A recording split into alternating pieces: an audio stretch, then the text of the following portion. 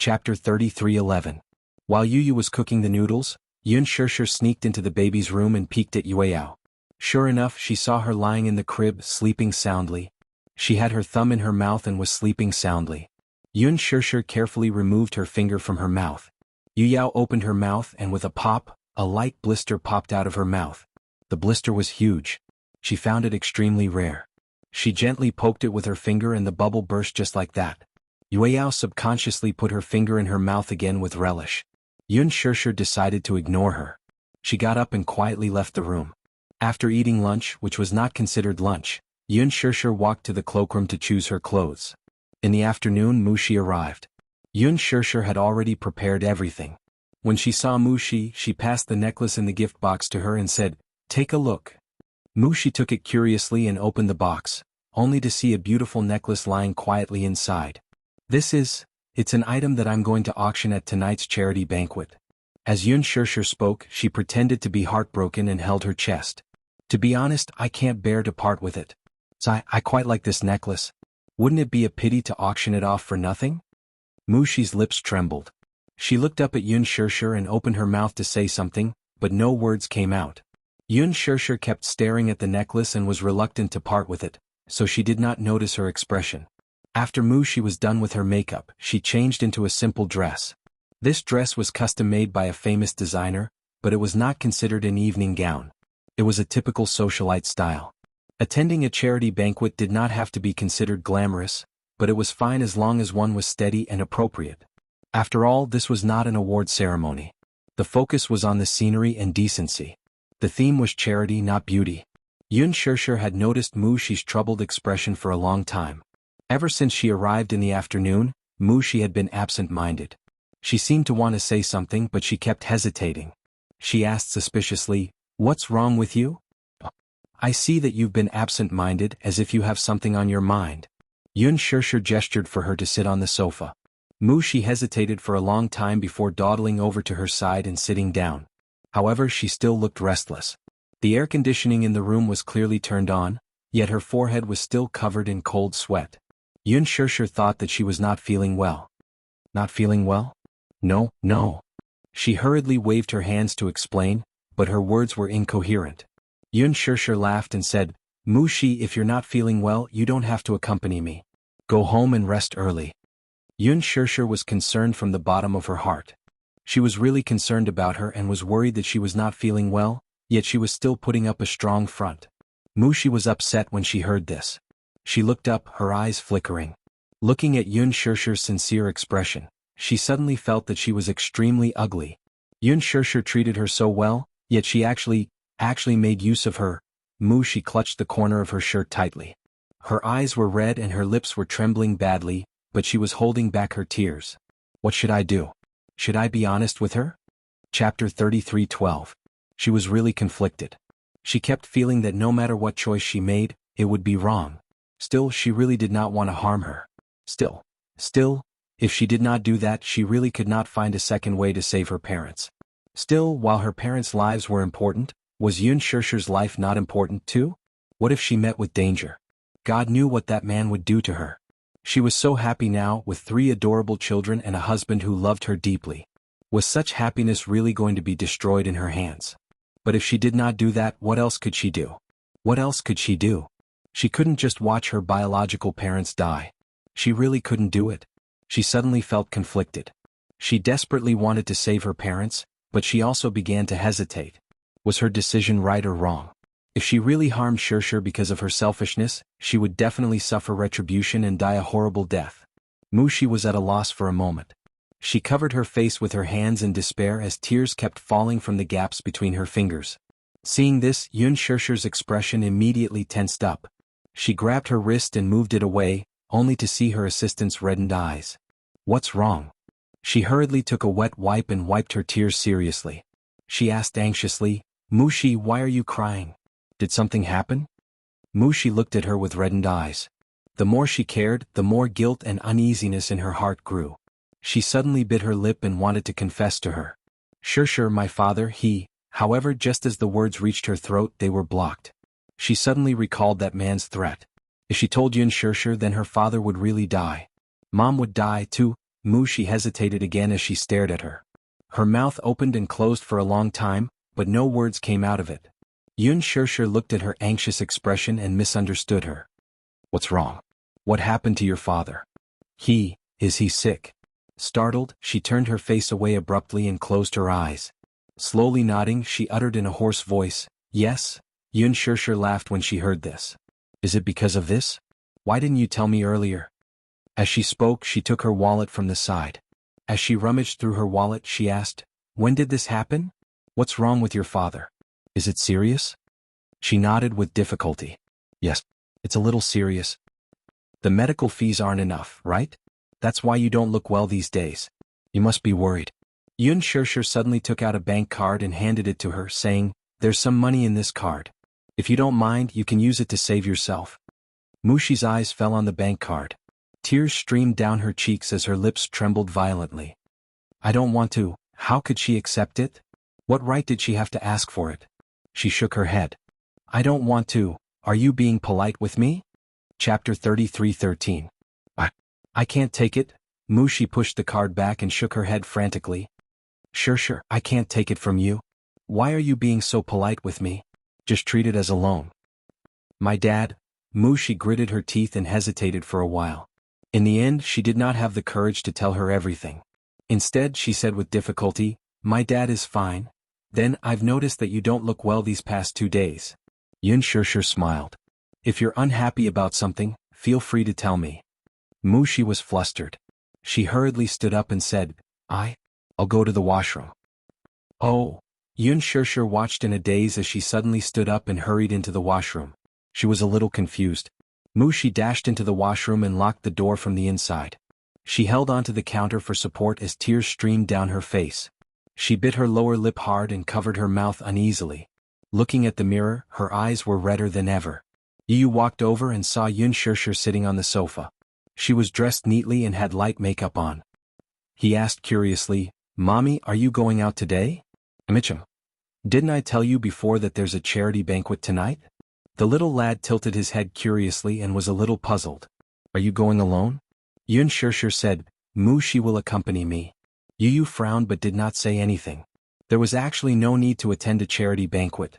Most charity banquets appeared to be for charity on the surface, but they were not serious banquets behind the scenes. Many powerful entrepreneurs would attend charity banquets. Hence, many female celebrities would often use charity banquets as an excuse to travel among the big shots of the business world in search of potential investors. If they could hook up with a potential investor, it meant that they would have a meteoric rise in their career. Many entertainment companies would also try their best to push their artistes into such banquets in order to broaden their network. These entrepreneurs, under the guise of charity, could establish a positive image in front of the public by doing charity on the surface. Behind the scenes, they could use this banquet to look for potential partners. It was the best of both worlds. Still, since Mushi was with him, he believed that nothing would go wrong. Yu asked, when is Mommy coming back? I'll be back as soon as the party is over. Just as she finished speaking, Mushi walked out of the washroom. She smiled at Yun Shirshir and said, Shirshir, the car is waiting for us. Let's go. Yun Shirshir nodded and said to her, wait, I'll go get the necklace. Mushi's face froze for a moment before she nodded unnaturally. Yun Shirshir took out the jewelry box, only to see her assistant standing at the door, biting her nails nervously. She furrowed her brows. Mushi, what's wrong? I'm afraid I won't make it in time. Didn't you say 8 o'clock in the evening? Go early or you'll be late. As she spoke, she held Yun Shirshir's hand and said, let's go. Yun Shirshir did not think much of it. She nodded and followed her assistant to the entrance of the villa. She looked around but did not see the waiting car. Curious, she asked, where's the car? It's parked on Zongheng Road. So far. Zongheng Road was a kilometer away from here. Why was it parked so far away? Chapter 33:14. She did not know that because Xiangdi Walk was surrounded by surveillance cameras, the car was parked in a secluded area to avoid being noticed. Mushi said, security is tight here. No parking is allowed at the entrance. As she spoke, she added, Shirshir, let's go. Don't be late. Yun Shirshir gradually had doubts in her heart, but when she saw Mushi's face, she trusted her completely and did not doubt her. Along the way, Mushi was a little quiet. Yun Shirshir was even more puzzled when she saw that, for some reason, her forehead was covered in cold sweat and her hands were trembling. Mushi. Chem? Do you know? You're acting weird today. Mushi laughed dryly. Weird? What's weird about it? I see that you're always absent-minded. Your hands are trembling as if you're guilty of something. Yun Shirshir did not mince her words. Mushi's heart skipped a beat. Seeing this, Yun Shirshir was even more convinced of her judgment. Mushi, you're hiding something from me. This sentence made the already guilty Mushi's heart beat even faster. She turned her face away, feeling even more embarrassed. Shirshir, what nonsense are you talking about? What can I hide from you? If I knew, I wouldn't be so curious. Yun Shirshir suddenly asked, Mushi, could it be that you've encountered something that you're too embarrassed to talk about? No, I thought that I should be the person you trust the most. Pausing for a moment, she continued slowly, but you rarely mention anything to me when you're in a difficult situation. Could it be that I'm not trustworthy? How is that possible? Mushi retorted. Shirshir, don't let your imagination run wild. Mushi, I really want to help you. Yun Shirshir smiled. Do you know? I trust you a lot, so I want to be the person you trust too. Chem? Mushi looked at her in a daze. Looking at Yun Shirshir's gentle eyes, her heart wavered for a moment. She clenched her fists tightly and trembled all over. Not far away, a black car slowly drove over. Mushi turned her head to take a look at the car's license plate. Knowing that someone was here, her eyes darkened. Yun Shirshir turned around and glanced at the car. She asked curiously, Is that the car? Mushi remained silent. When the car stopped steadily beside Yun Shirshir, the car door opened and two men in black suits stepped out. Yun Shirshir couldn't help but take a few steps back in shock. She was shocked not because the car appeared too suddenly, but because there was a very cold murderous aura on the two men. He gave off a feeling that he had come with ill intentions. The two men walked up to Yun Shirshir and said coldly, Get in the car. Her cold tone made her feel conflicted.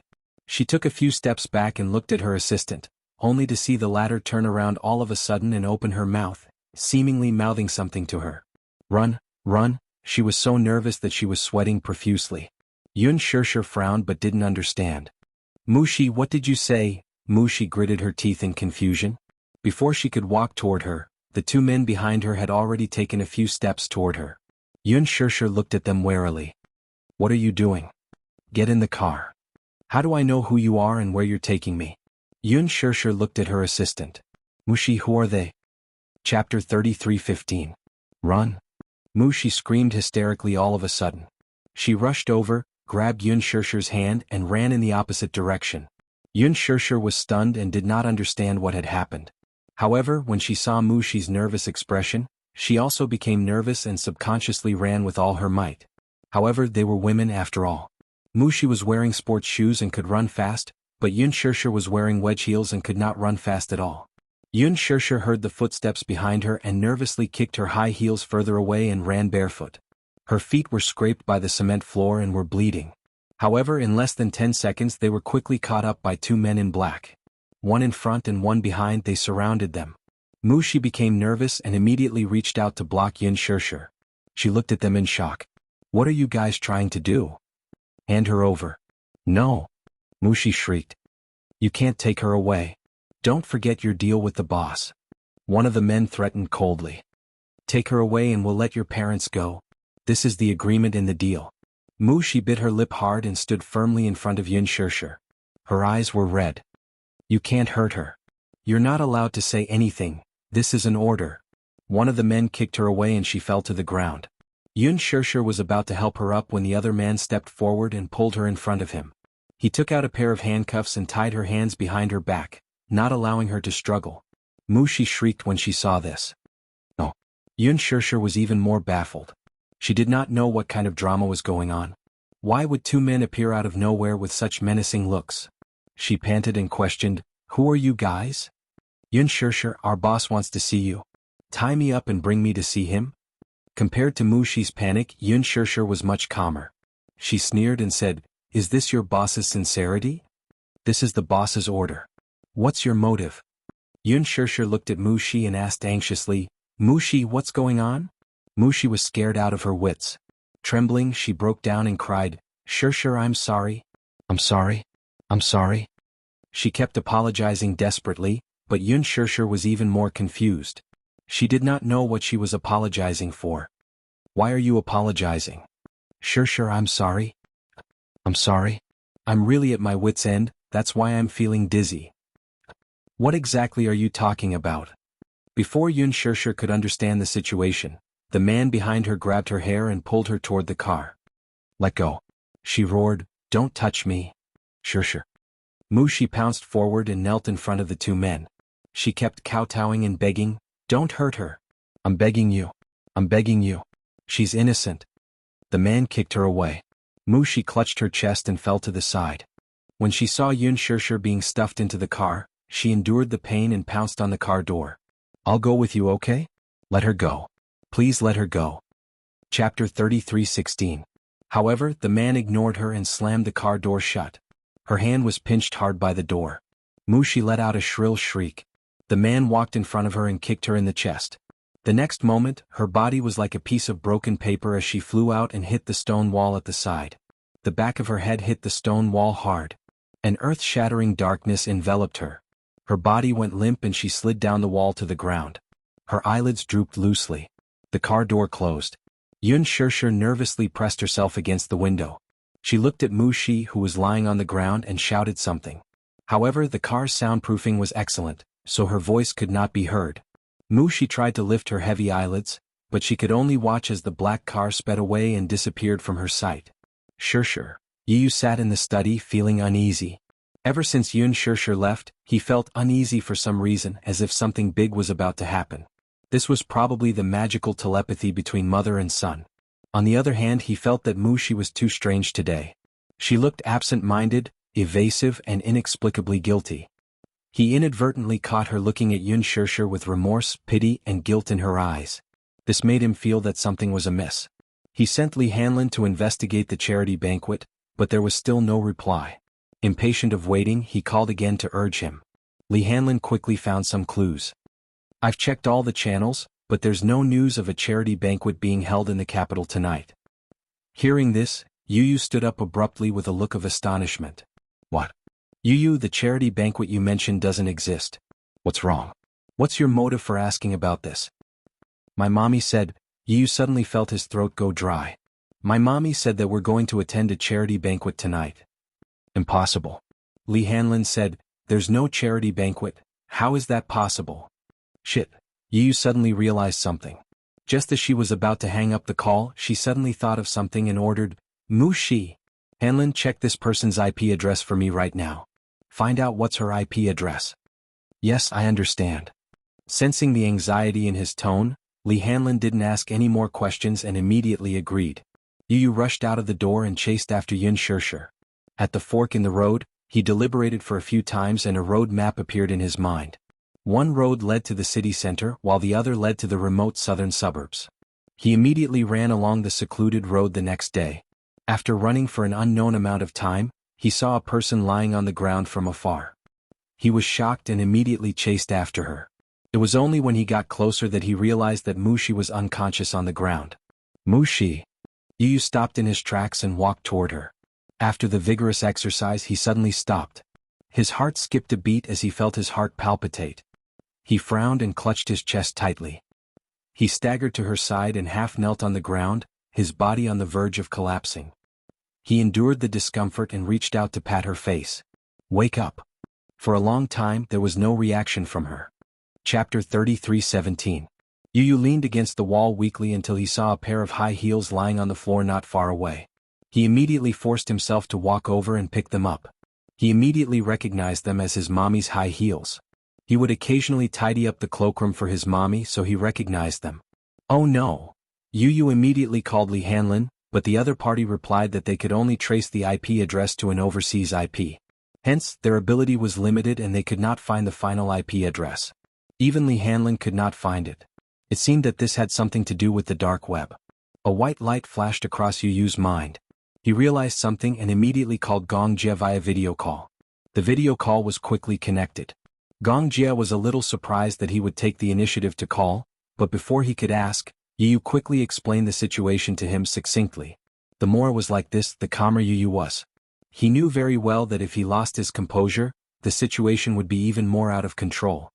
Yu said in a low voice, I suspect that this matter has something to do with Dietrich. Gong Jie's heart skipped a beat when he heard this. He immediately said, if it's really Dietrich's doing, then sister is temporarily safe. His target must be you. Yu, protect yourself well. I'll start investigating right away. Okay. Yu ended the call and sent a location to Muyaja. However, he soon fainted from exhaustion. After Yun Shirshir was forced into the car, her hands were tied behind her back, her eyes were blindfolded, and her mouth was taped. However, even if they did not seal her mouth, she would not foolishly scream. The car drove for a long time. She was on tenterhooks as she did not know where this car was taking her. Kidnapping? Yun Shirshir thought carefully and felt that there were many suspicious points about Mu Shi, especially today when she stammered and evaded the topic.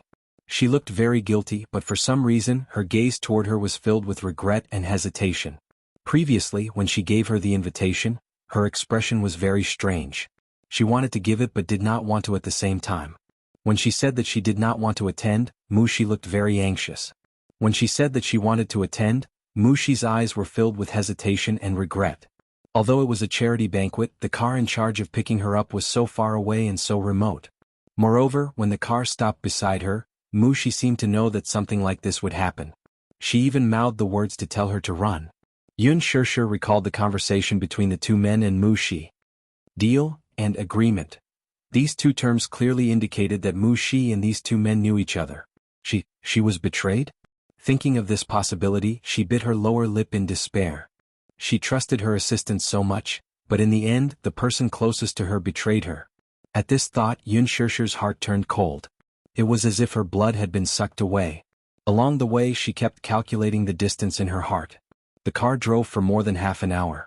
At this speed, they had driven about 60 kilometers.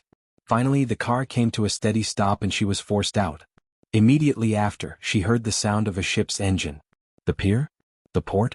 Judging the time, it was already evening. Chapter 33:18. She struggled repeatedly as the two men held her down on both sides. According to Mu Shi, the charity banquet was held on a cruise ship. Could it be that they were going to send her on a cruise ship? If that was the case, it would be impossible for her to escape from the vast sea. Should she jump into the sea? That was the same as courting death. To her, a cruise ship was simply a prison on the sea. Her struggles were not worth mentioning to the two men. The more she struggled, the more ruthless they became. With a chop of a hand, she only felt a dull pain at the back of her neck. Her brain instantly went numb and she fainted. When she woke up again, she opened her eyes and found herself in a luxurious room. The thing that was used to cover her eyes and seal her mouth was gone.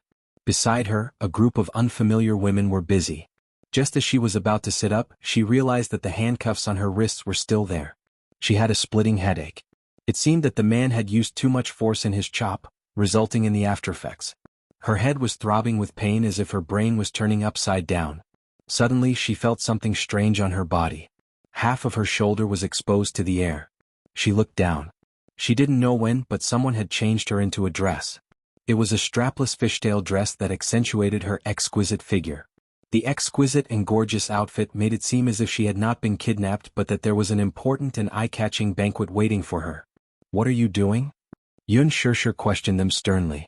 What exactly are you doing? However, the few women in front of her did not seem to hear her. They did not even turn their heads as they busied themselves with the things at hand. Yun Shirshir could not help but wonder if they did not exist in the same space as her, or if they were all deaf and could not hear her. A woman dressed as a servant walked over with an expensive diamond necklace in her hand. It seemed that she was going to put it on her. Yun Shirshir struggled to retreat and shouted at her at the top of her lungs, "Get lost! Don't touch me!" She shouted so loudly, but the woman in front of her still did not seem to hear her. She was like a puppet that had been wound up and had no emotions of her own. The more this kind of environment was, the more creepy it was. Looking at the expressionless women who looked like walking corpses in front of her, Yun Shirshir's heart fell into the abyss of despair. Who could tell her what was going on? What are you trying to do? Her voice trembled violently as she stared straight at her.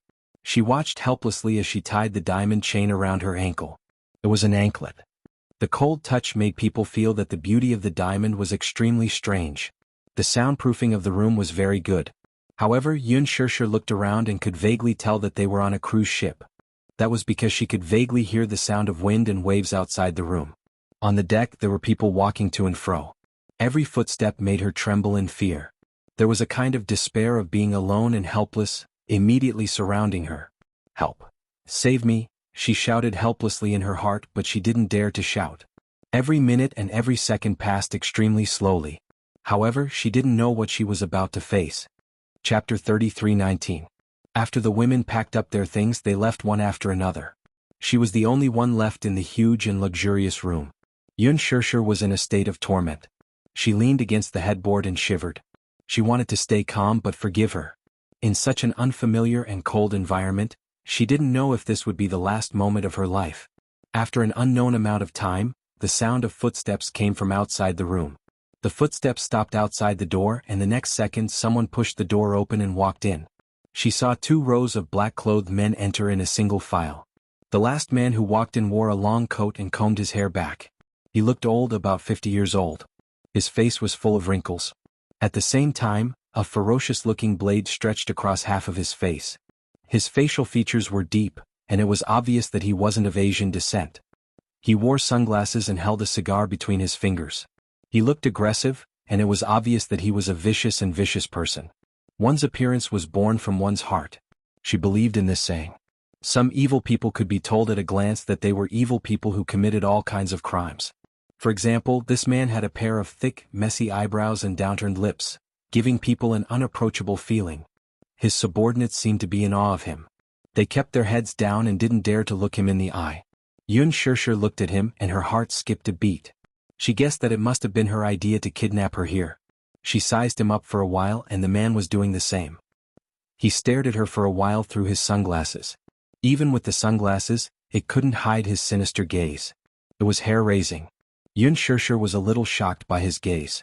Her lips trembled as she gritted her teeth and asked, "Who exactly are you?" The man exhaled a puff of smoke. He narrowed his eyes and took off his sunglasses. His eyes were like an eagle's beak, and they were aggressive. When he opened his mouth, a thick smoke came out. However, what came out of his mouth was an authentic American accent in English. This woman's model isn't bad.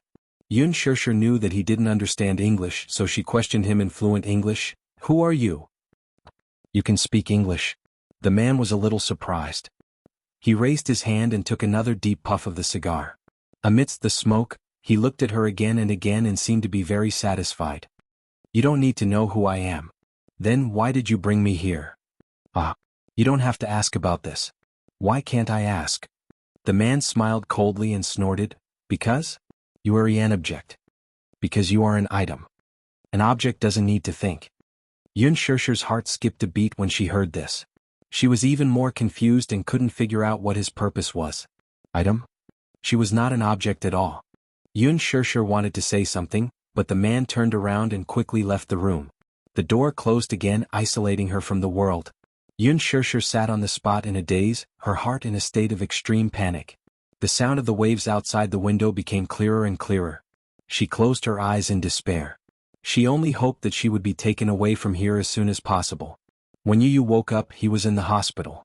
Muyaja and Xiao Yichen were sitting by the bed. When they saw that he had woken up, they immediately surrounded him. Chapter 33:20. Xiao Yichen asked, "Yu, are you all right? By the time Daddy and I arrived, you had already fainted. You scared me out of my wits." Yu immediately sat up and surveyed his surroundings. Realizing that he was in a hospital, he asked anxiously, "What time is it now?" 9 p.m. 9 p.m.? It had been 3 hours since they lost contact with his mother. Yu broke out in a cold sweat. He did not know if his mother was safe or not. For 3 hours, no news was the best news. He suspected that this was Dietrich's doing. If that was the case, then he must have taken his mother away to target him. What if that was not the case? If the person who kidnapped Mommy wasn't Dietrich, then Mommy's safety wouldn't be guaranteed. "Where is she?" Yu immediately looked up. "Where's Mushi?" Muyaja coldly replied, "She's already awake." "Is she under control?" "Yes, she's right outside." Yu immediately lifted the blanket and got out of bed. He did not even bother to put on his shoes as he walked to the door. Mushi had woken up and was sitting on the bench with a dazed look on her face. 3 or 4 men stood around her, watching her intently. Yuyu's face turned cold when he saw her. He quickly walked up to her, grabbed her collar and pulled her to him. "Mommy trusted you so much, but what about you? What did you do to her?" Yu enunciated each word clearly. You betrayed her. You betrayed her. Mushi's face broke down when she heard this. Tears rolled down her cheeks continuously. I know, but I really had no choice. I didn't want to. I don't want to hear this nonsense. Yu questioned sternly, who took mommy away? Who are those people? Tell me everything you know. Mushi shook her head in despair. I don't know. I really don't know anything. Just now Muyaja had interrogated him, but he didn't get any useful information. Mushi told him everything she knew and what she could, but the information she got was very little. Muyaja did not know what had happened. Mushi was incoherent throughout and could not provide any information. That person only asked me to send Shirshir to the port under the pretext of attending the charity banquet. I didn't want to at first, but he video called me. I saw with my own eyes my father being tied up in the dark room and one of his fingers being chopped off while he was still alive. Mushi recalled that scene and was scared out of her wits. She immediately agreed to do as he instructed.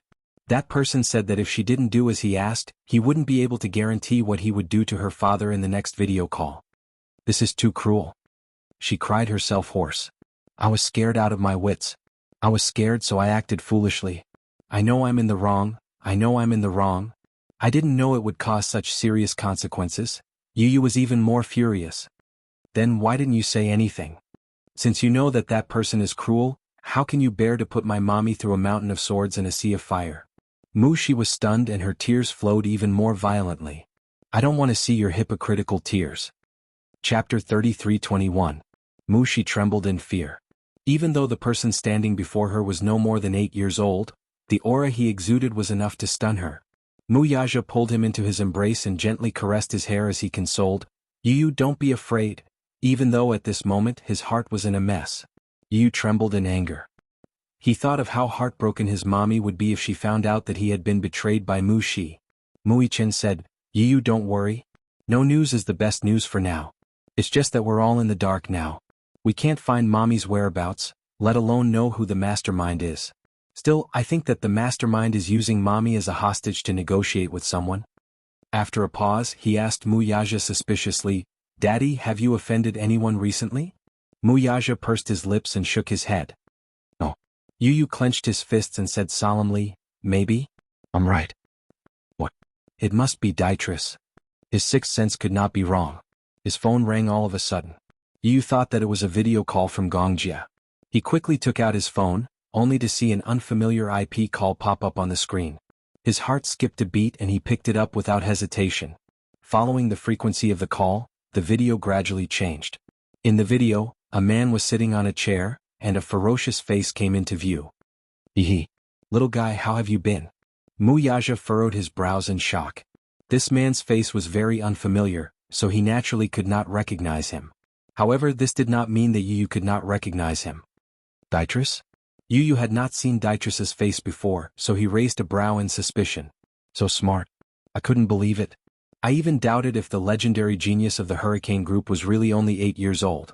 I only believed it when I saw it with my own eyes.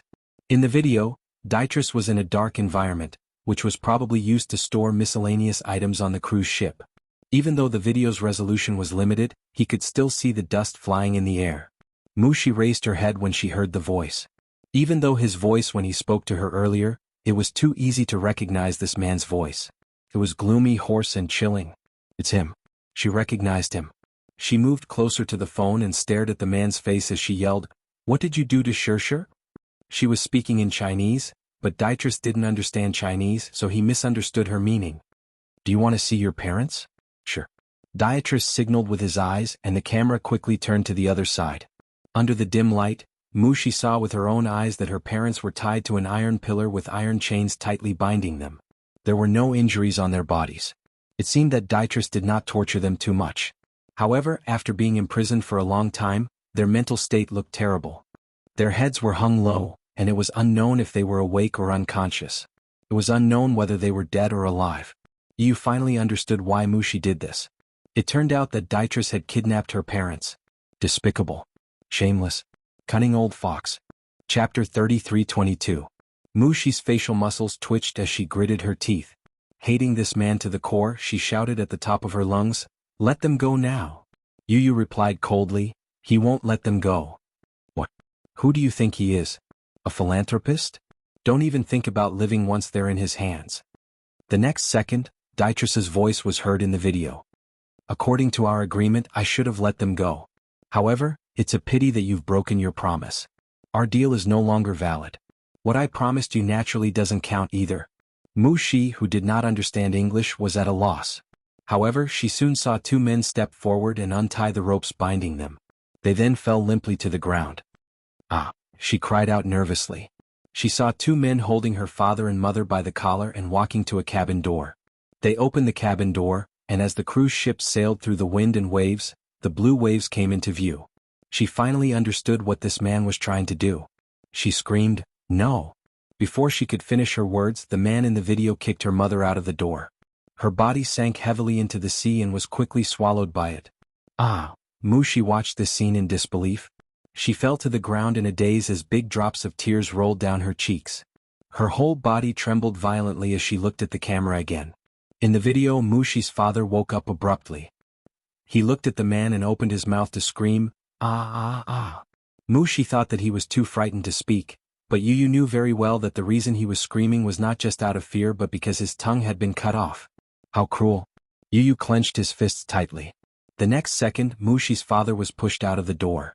His body sank into the sea, but he quickly floated up. He kept struggling, but he was soon swallowed by the waves created by the cruise ship. Mu Shi broke down and screamed, "No!" The cabin door was closed. Dietrich's cruel methods were hair-raising. Mu-Chen was dumbfounded as his heart clenched tightly. He was not in the mood to care about Mu Shi's parents. Instead, he was worried about Yun Shishir's safety. Dietrich was vicious and merciless. He did not say a word of nonsense. Just like the scene just now, he was ruthless and decisive. There was almost no hesitation in killing them. It was as if two lives were as lowly as grass in his eyes. There was no doubt about this, though. After all, he was the boss behind the dark web. His business of kidnapping women from all over the world and selling them at a high price. Even Mu-Chen, who had seen many deaths, was frightened out of his wits by this scene. Yu gritted his teeth. "Where's my mommy? Do you want to see her?" Dietrich laughed coldly. "But unfortunately, she will be the highlight of the auction." "Auction?" The boy was shocked. "What do you want?" "This lunatic. Dietrich, she's death, do you know? I lost a total of $3 billion because of you." Yu pursed his lips tightly and said in a low voice, "$3 billion, is it? I'll compensate you." "Do you have the money to do that?" "Give me one night, I'll prepare it immediately." Chapter 33:23. One night? Ah, I can't wait that long. Dietrich proposed a deal. "I'll only give you 2 hours." 2 hours? It was impossible to prepare so much cash at once. Dietrich was demanding an exorbitant price. It was not that he did not have the ability to fulfill it, but the reality was that it was already the middle of the night. Even if there was an account turnover, there would be backstage operations. What he wanted was cash. Where would he get so much? $3 billion. Not every bank had such a shocking amount of foreign reserves. Moreover, the banks were closed now. If he urgently informed the bank management that he needed to withdraw $3 billion in cash, it would be as difficult as ascending to the heavens. Moreover, he had to appear at the port in 2 hours. Otherwise, his mother's safety would be in danger. However, if he relied on the Hurricane Group, $3 billion would not be difficult. As far as he knew, most of the transactions of the Hurricane Group were cash transactions. Therefore, for the Hurricane Group, it would not be difficult to come up with $3 billion in cash. However, it would take some time for the Gong Jia to arrive from the Hurricane Group. Dietrich said, "Remember, I want cash. 2 hours later, I'll send someone to pick you up at the port. If you can't wait for the $3 billion, don't blame me. It's not like I didn't give you a chance." Yu could not care less and agreed immediately. "Okay. I promise you. Remember, 2 hours later you have to come alone with cash. If you bring someone else, my bullets won't have eyes." Dietrich was very cunning. He knew that one more person meant one more danger. If it was a child, he could still control it. However, if he brought an adult, there would be more uncertainty. He was not stupid enough to take the risk. "I want to see the person first," Yu requested. Dietrich laughed when he heard that. "You think I'm negotiating with you? We're both businessmen. You've put forward your terms, so why can't I put forward my terms?" "You're wrong. This is not a transaction. Even if it's a ransom, you have to let me see that the person is safe." "Dream on." Dietrich was firm. Remember, I'm only giving you 2 hours. If you don't come in 2 hours, you can wait to collect the corpse. Ah. At the last moment of the video, it stopped at Dietrich's cold and arrogant laughter. After ending the call, Yu bit her lip and looked up at Wuxia. Daddy, can you prepare so much cash within an hour? 3 billion? Wuxia took a deep breath. Time is a little tight, but it's not like we can't think of a way. What he said meant that it was impossible to raise so much cash within an hour. He was well aware of Wuxia's financial situation. He had 3 billion USD in foreign exchange reserves. However, even if he had the authority, it was impossible for him to withdraw so much cash in such a short time. Dietrich was giving him a hard time. What did this mean? It meant that he already had a plan for the next step. There's no time. Yu said, if you really don't have enough time to prepare, it's okay. I'll go alone. No. Wuxia rejected her without thinking. How are you going to get there? If he went alone, he would just be throwing his life away. Chapter 33:24. Of course, it's to negotiate with him. How are you going to negotiate with him if you don't have a single cent? Although Dietrich's methods are cruel, he will never make a losing deal. You won't kill me so easily. I'm doing this to buy time. Yu paused for a moment and said, I've already contacted Uncle. If nothing goes wrong, he should be here tomorrow morning. Impossible. Wuxia was resolute. Even if someone has to go, it should be me. Daddy, the person Dietrich wants to meet is me. This is between him and me. Mommy's life is in his hands now. You won't be of any help if you go. The person Dietrich wanted was him. He knew very well that if Wuxia rashly went, he would only anger that cunning old man. But he was different. Dietrich was targeting him. He was confident and believed in Wuxia and Gongjia. The purpose of leaving Wuxia behind was to let him help Gongjia. He was going to buy time. Opportunity always came with danger. How could one catch a tiger cub without entering the tiger's den? Yu smirked and said, this is my fault. It's my fault for not killing him. I implicated Mommy. Since that's the case, I should take responsibility. Wuxia squatted down and grabbed his shoulders tightly. You want me to watch you take the risk? I won't be stupid enough to do something I'm not confident in. Daddy, don't you know me? Yu pretended to be relaxed. Daddy, don't tell me you don't believe me? Wuxia was silent for a moment. Wuxian suddenly said, Daddy, I'll go with you. No. Yu said, you can't go. You'll be sending yourself to death. Yu, we can't go without either of us. I'll go with you. Trust me, I can definitely protect you and Mommy. Are you crazy? Yu said angrily, do you know where that is? Do you even understand him? Do you know how dangerous a person he is? You say it so casually, but the real situation is very dangerous, do you understand? Of course I know. Wuxian interrupted him. Holding his hand, he smiled and said, that's why I want to be with you. It's because I know it's very dangerous, so I can't let you go alone. He held Yu's hand tightly, his eyes filled with sincerity. Yu, listen to your brother, okay? Otherwise I'll feel like a useless person. Yu looked at him and saw the determination in his eyes. He couldn't refuse anymore. The telepathy between the twins allowed him to see Wuxian's firm conviction. Suddenly, he held his hand tightly and smiled. Okay, let's go together then. Wuxian was elated. Seeing that Yu had finally relented, he nodded heavily. Yu said to Wuxia, Daddy, you'll be in charge of sending us to the port. Then get Uncle as soon as possible. Xiaoyichen and I will be waiting for you. Impossible. Wuxia gritted his teeth and said, I can't do it. He couldn't do it if he went with them and his life was uncertain. He couldn't lose any of them. Chapter 33:25. Yu suddenly hugged him and hugged his shoulders. His eyes were red as he said, Daddy, I'm begging you, okay? Trust me this time and trust your two sons' abilities.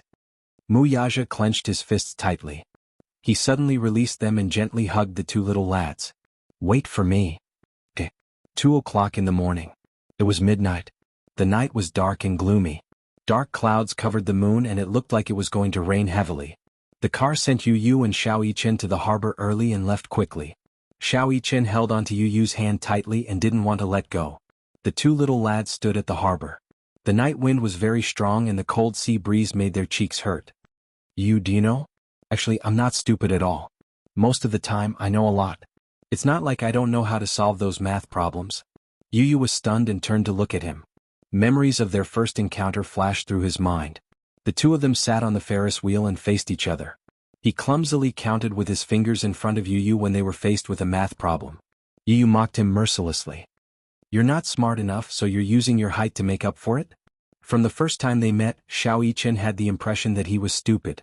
What's 4 plus 5 plus 6 plus 7 plus 8 plus 9 plus 10? I'll give you 10 seconds to figure it out. Little Yichen immediately began to count them one by one with a serious look on his face. Yu Yu looked at him speechlessly. He thought to himself, did this brother of mine really come from the same womb as me? How can he be so stupid? But what was the truth? Xiao Yichen wasn't stupid. On the contrary, he was very smart and knew how to pretend to be stupid.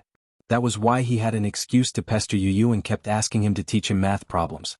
At that time, Yu Yu wasn't close to him and his daddy. It seemed that this was the only way to get close to his arrogant younger brother. However, as the older brother, he always seemed to be looked down upon by his younger brother.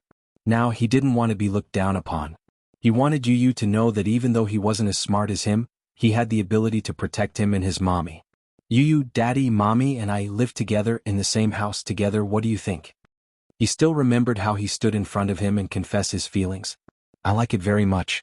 I like Mommy and I like you. I want to live together as a family. Like this. That's the feeling of home, isn't it? You, I definitely won't snatch your mommy from you.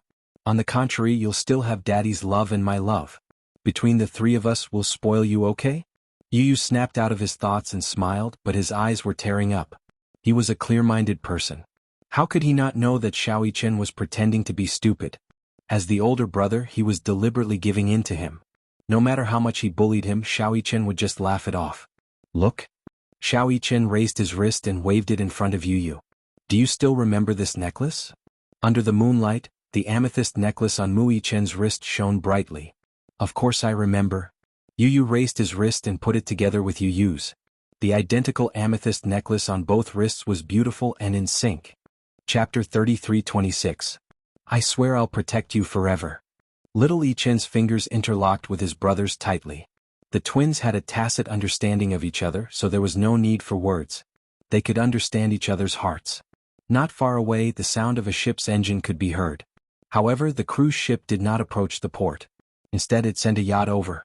Yu Yu held on to him with one hand and carried the suitcase with the other until the yacht sailed towards them. There were 2 men on the yacht. When they approached the port, they were shocked to see 2 identical children standing together. Why were there 2 children? Wasn't there only one? Moreover, where was the 3 billion in cash that they agreed on? Don't tell him that the money was in the suitcase that the child was carrying.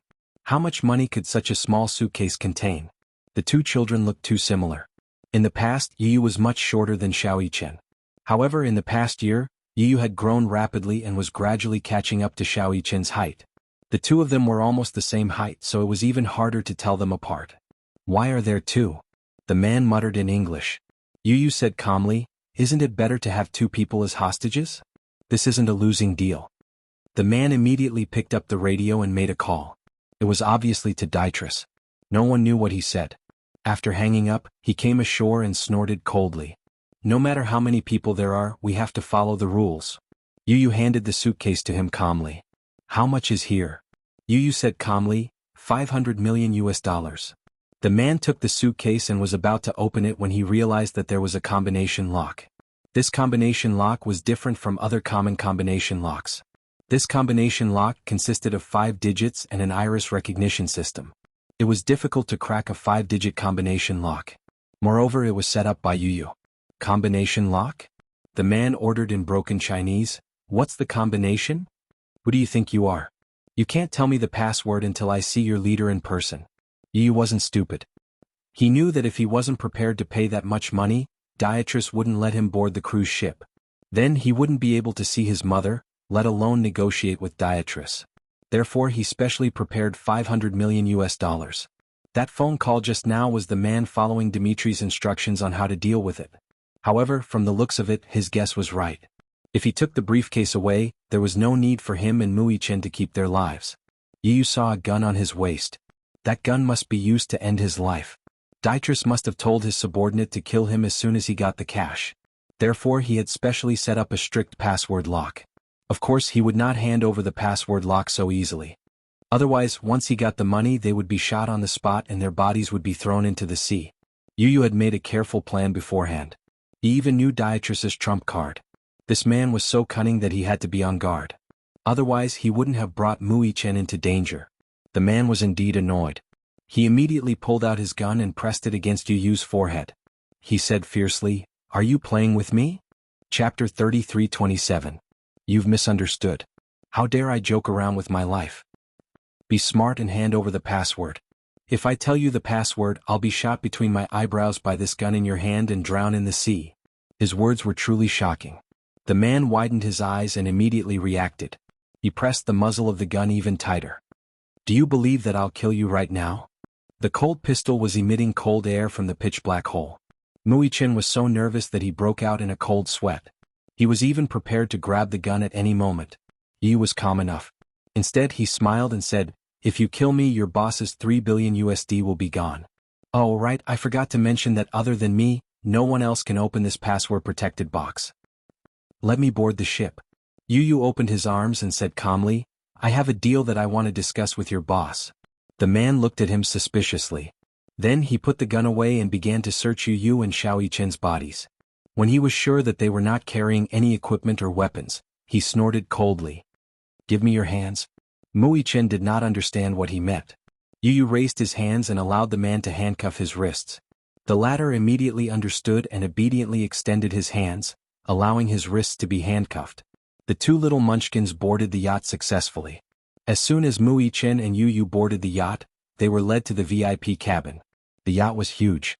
It was a few hundred meters from the entrance to the VIP cabin where Dietrich was. When a door opened, Mui Chen and Yu walked in. Dietrich was sitting on the leather sofa. When he saw the two little munchkins, he asked in confusion, "Why are there two of you? Why are there two kids?" Yu raised her head and met Dimitri's eyes expressionlessly. "Dimitri, we finally meet. The other one is?" "You don't need to know who it is." Yu looked up and said to Dietrich, "Now, can you remove the handcuffs on our hands?" Dietrich looked at him warily. Yu tilted her head innocently and said contemptuously, "Don't tell me you're afraid of two weak children? What a joke." Immediately, someone unlocked the handcuffs on Yu and Xiao Chen. Yu naturally sat down opposite him. She smiled and said, "Mr. Dietrich, due to Hurricane Group's negligence, we're deeply sorry for the losses we've caused you. So we're here to express our gratitude." Yu signaled with her eyes. Xiao Chen immediately understood and walked forward. She placed a suitcase on the table and unlocked it in front of everyone. She slowly pushed the suitcase full of US dollars in front of Dietrich. Dietrich glanced at them indifferently and couldn't help but frown. The US dollars were stacked neatly in the suitcase. $500 million was not a small sum, but compared to the amount Dietrich had requested, it was nowhere near enough. Moreover, compared to the amount he had lost, it was not even worth mentioning. Chapter 33:28. Dietrich was an ambitious capitalist. He was cunning and greedy by nature. How could he be satisfied with such a small amount? He leaned back leisurely on the sofa, swirling the wine glass in his hand. He glanced expressionlessly at Yu, who was sitting elegantly in front of him, and snorted. "This is your so-called sincerity?" Yu smiled and said calmly, "That's right, Mr. Dietrich. After all, I've caused you quite a bit of loss, so this is a token of my sincerity." "A token of my sincerity? A token of my sincerity?" What did this brat think he was? A philanthropist? Token of my sincerity? Dietrich couldn't help but laugh out loud. He took a sip of red wine and slowly stood up. He walked up to him, leaned forward slightly and looked down at him. He asked coldly, "A mere $500 million. How does it compare to the amount I've lost?" Dietrich's eyes were calm.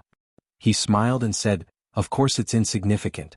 But Mr. Dietrich, don't you think it's too much to ask me to prepare so much money in 2 hours?" Dietrich narrowed his eyes, revealing a beast-like sharpness. He curled his lips coldly and laughed mockingly. He waved his hand and smashed the wine glass in his hand at Yu's head. Bang! The entire wine cup was smashed to pieces. The scarlet red wine dripped down the tip of his hair. "Is this your so-called sincerity?" he roared in disdain. Yu. Mui Chen turned pale with fright as he pounced over in trepidation. Yu was still sitting calmly on the sofa. He didn't make a sound. His lips were still curled into a gentle smile, but his face was a little haggard. The crimson red wine mixed with viscous blood flowed down from his forehead, soaking half of his jade-like face. A strand of chestnut hair on his forehead was stained with blood and flowed into his eye socket. His entire left eye immediately turned crimson red.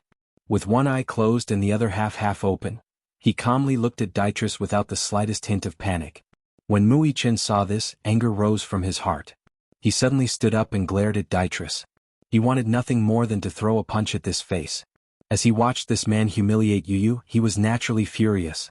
Yu narrowed his left eye and raised his hand to stop him. He said calmly, "Brother, don't be impulsive." Chen was indignant. He gritted his teeth and turned around. "But, Yu, you're bleeding. Are eyes important? Did the glass get into your eyes?" "It's okay. Sit down." Mui Chen gritted his teeth and finally stepped back unwillingly. Yu calmly rolled up his sleeves and casually wiped the blood and wine off his face. He smiled at Fei Lian. "Dietrich, I'm very sorry about this. I also know that your loss is not something that can be compensated with a mere 500 million. But don't you think that what you did, kidnapping a weak woman to threaten her, is really ungentlemanly?" Even though he was in such a sorry state, he still maintained perfect etiquette. The smile on his face was elegant and charming, and there was no trace of disappointment. Even Dietrich couldn't help but be stunned. Chapter 33:29. However, it only lasted for a moment before he regained his composure and a look of disdain appeared on his face. Dietrich turned around and returned to the sofa. He sat down slowly and snorted at him. "Manners? You're just a little thing. Do you know how to behave?" Yu smiled and said, "I'm still young and inexperienced. Compared to you, I haven't seen much of the world. Naturally, I'm not good enough. If I've offended you in any way, please forgive me and don't hold it against me. We have a long future ahead of us. Don't let such a small matter ruin our friendship." Friendship? This little guy was smart. He knew that he couldn't make enemies with him and wanted to befriend him. "Since you said you wanted to make a deal with me, what's the deal about?" Yu said, $3 billion and let my mommy go." Since you said it's a deal, where's the $3 billion? "I've already said that it's too much to prepare within 2 hours. "That's too much," Dietrich said coldly. "Since you said it's a deal, we'll give you the money and you deliver the goods. That's the rule. I don't care what methods you use. If you don't get it, then you're breaking the contract." The man's sinister gaze fell on him as he said this. He couldn't help but feel suspicious. "You didn't even prepare the money. Who gave you the courage to come?" He was digging his own grave. "Even if I didn't prepare anything, I should show my sincerity." Yu smiled. "Moreover, my mommy's life is still unknown. I should at least confirm with my own eyes that she's safe and sound. Only then can I fulfill my promise to you." Chen immediately stood up and said, "Let us see mommy."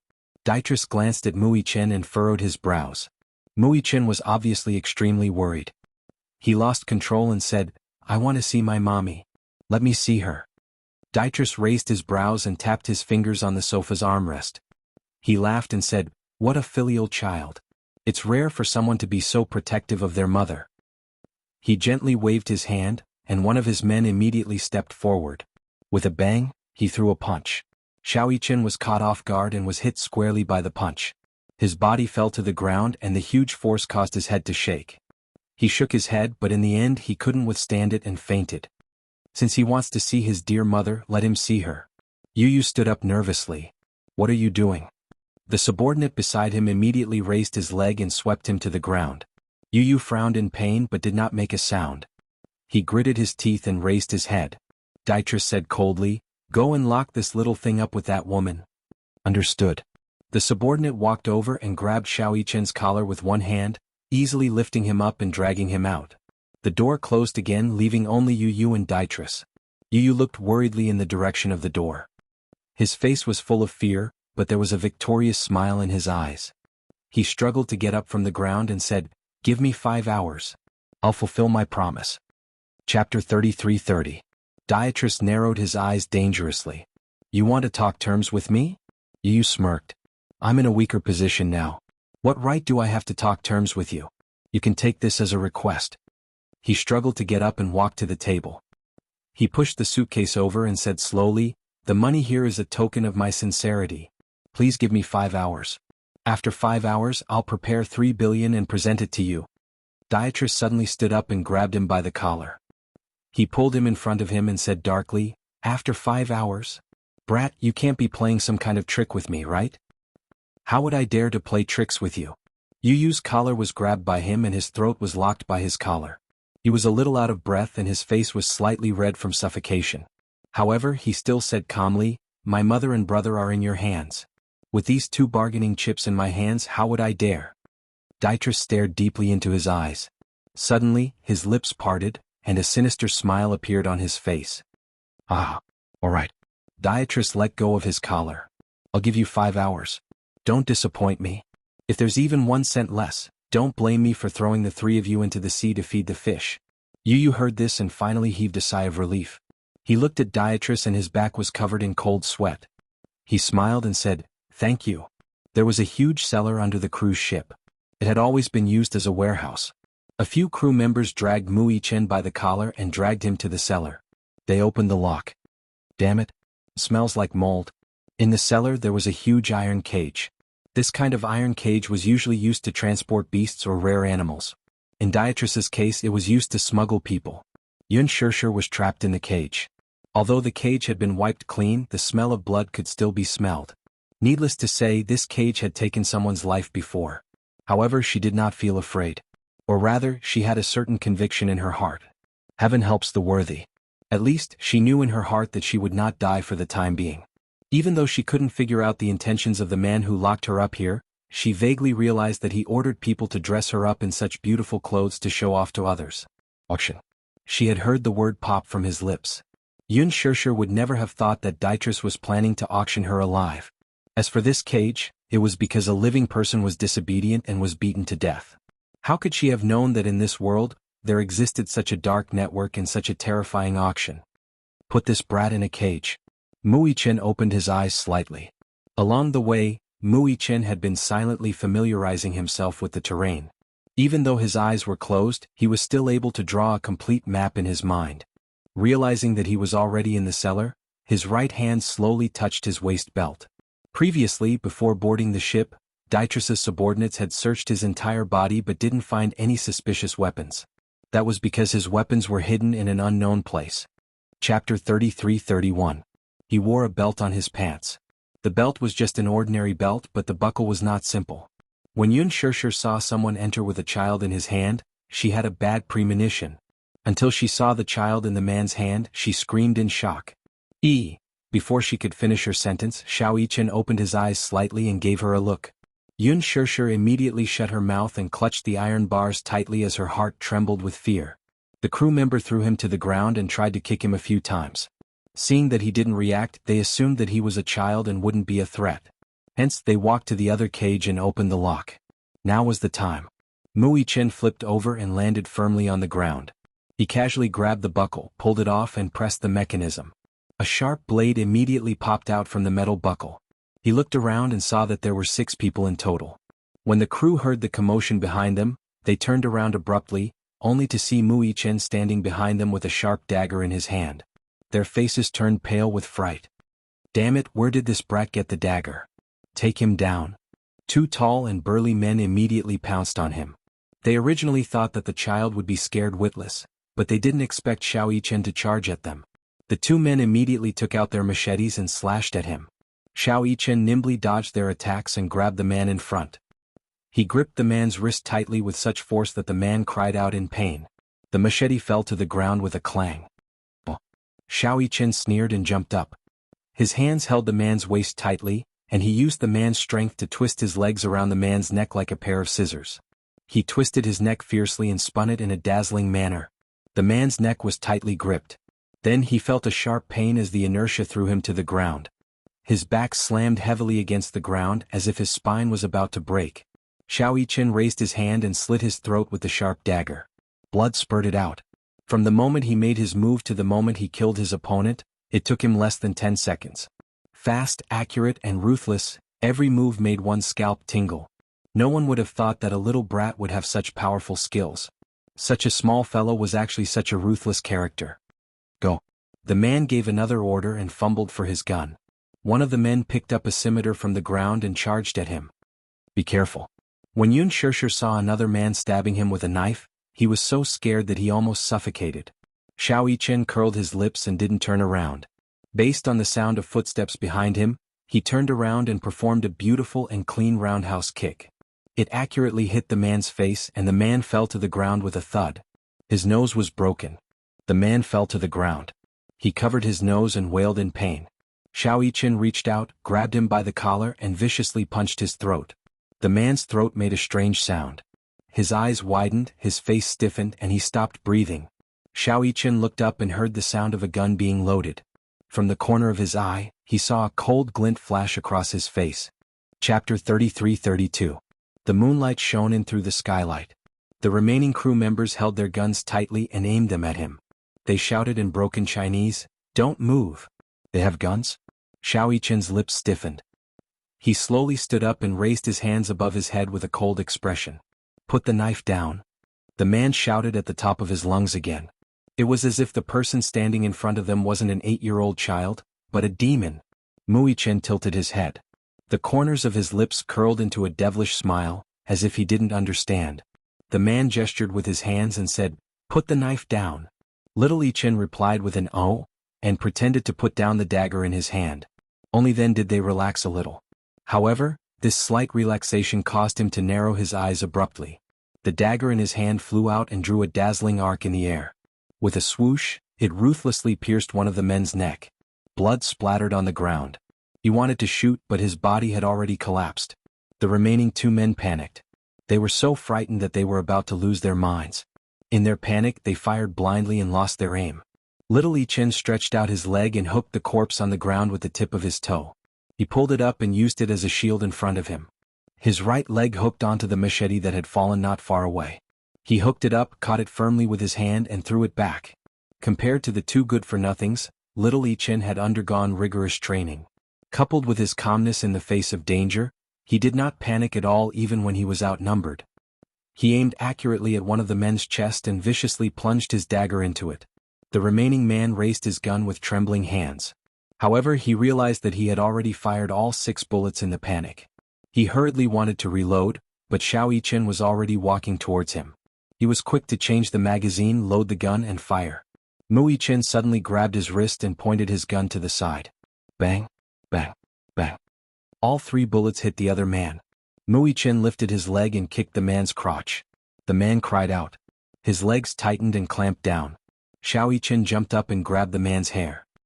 He dragged the man by his hair and walked towards the metal cage. Clang! A loud sound was heard. The man was in so much pain that he felt dizzy. "Spare me! Spare me!" Mu Yichen did not have the patience to listen to his nonsense, though. Grabbing the man's jaw with one hand and his neck with the other, he twisted his neck viciously. The man's throat joint was immediately dislocated. With a whimper, the man's head drooped weakly as he fell to the ground. The scene was a mess. And the pungent smell of gunpowder filled the entire cellar. Mu Yichen slowly stood up and surveyed the corpses on the ground. He carefully checked them again until he was sure that they were all dead. Finally, he heaved a sigh of relief and calmed himself down before walking over to his mother. Yun Shishir was so shocked that she couldn't speak. Xiao Yichen immediately comforted her. "Mommy, don't be afraid. You'll be fine." He lowered his head and looked at the lock of the metal cage to study it. Yun Shishir still had a lingering fear. She couldn't help but tremble with fear when she thought about how the 6 of them were against him. Mu Yichen locked the cellar door from the inside to ensure that no one would barge in. He then focused on studying the lock in his hand. "Yichen, why are you here?" Chapter 33-33. Why are you here? Yun Shishir was still in shock. Xiao Yichen stuck out his tongue playfully and said, "Of course I'm here to save Mommy. Mommy, don't be afraid. I'll get you out right away." "So effective?" She looked at him with emotion. She was scared witless by the earlier scene. Even though she had witnessed Mu Yichen's formidable fighting skills, she would crumble if he were to suffer even the slightest bit of injury. There was a lock on the iron cage. Mu Yichen studied it for a long time and decided to try picking the lock.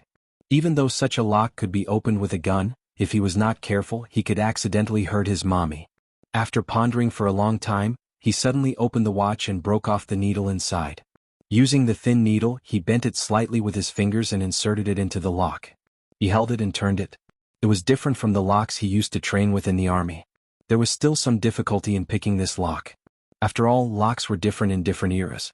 With the change in technology, many of the lock-picking techniques from the past were no longer suitable for today's technology.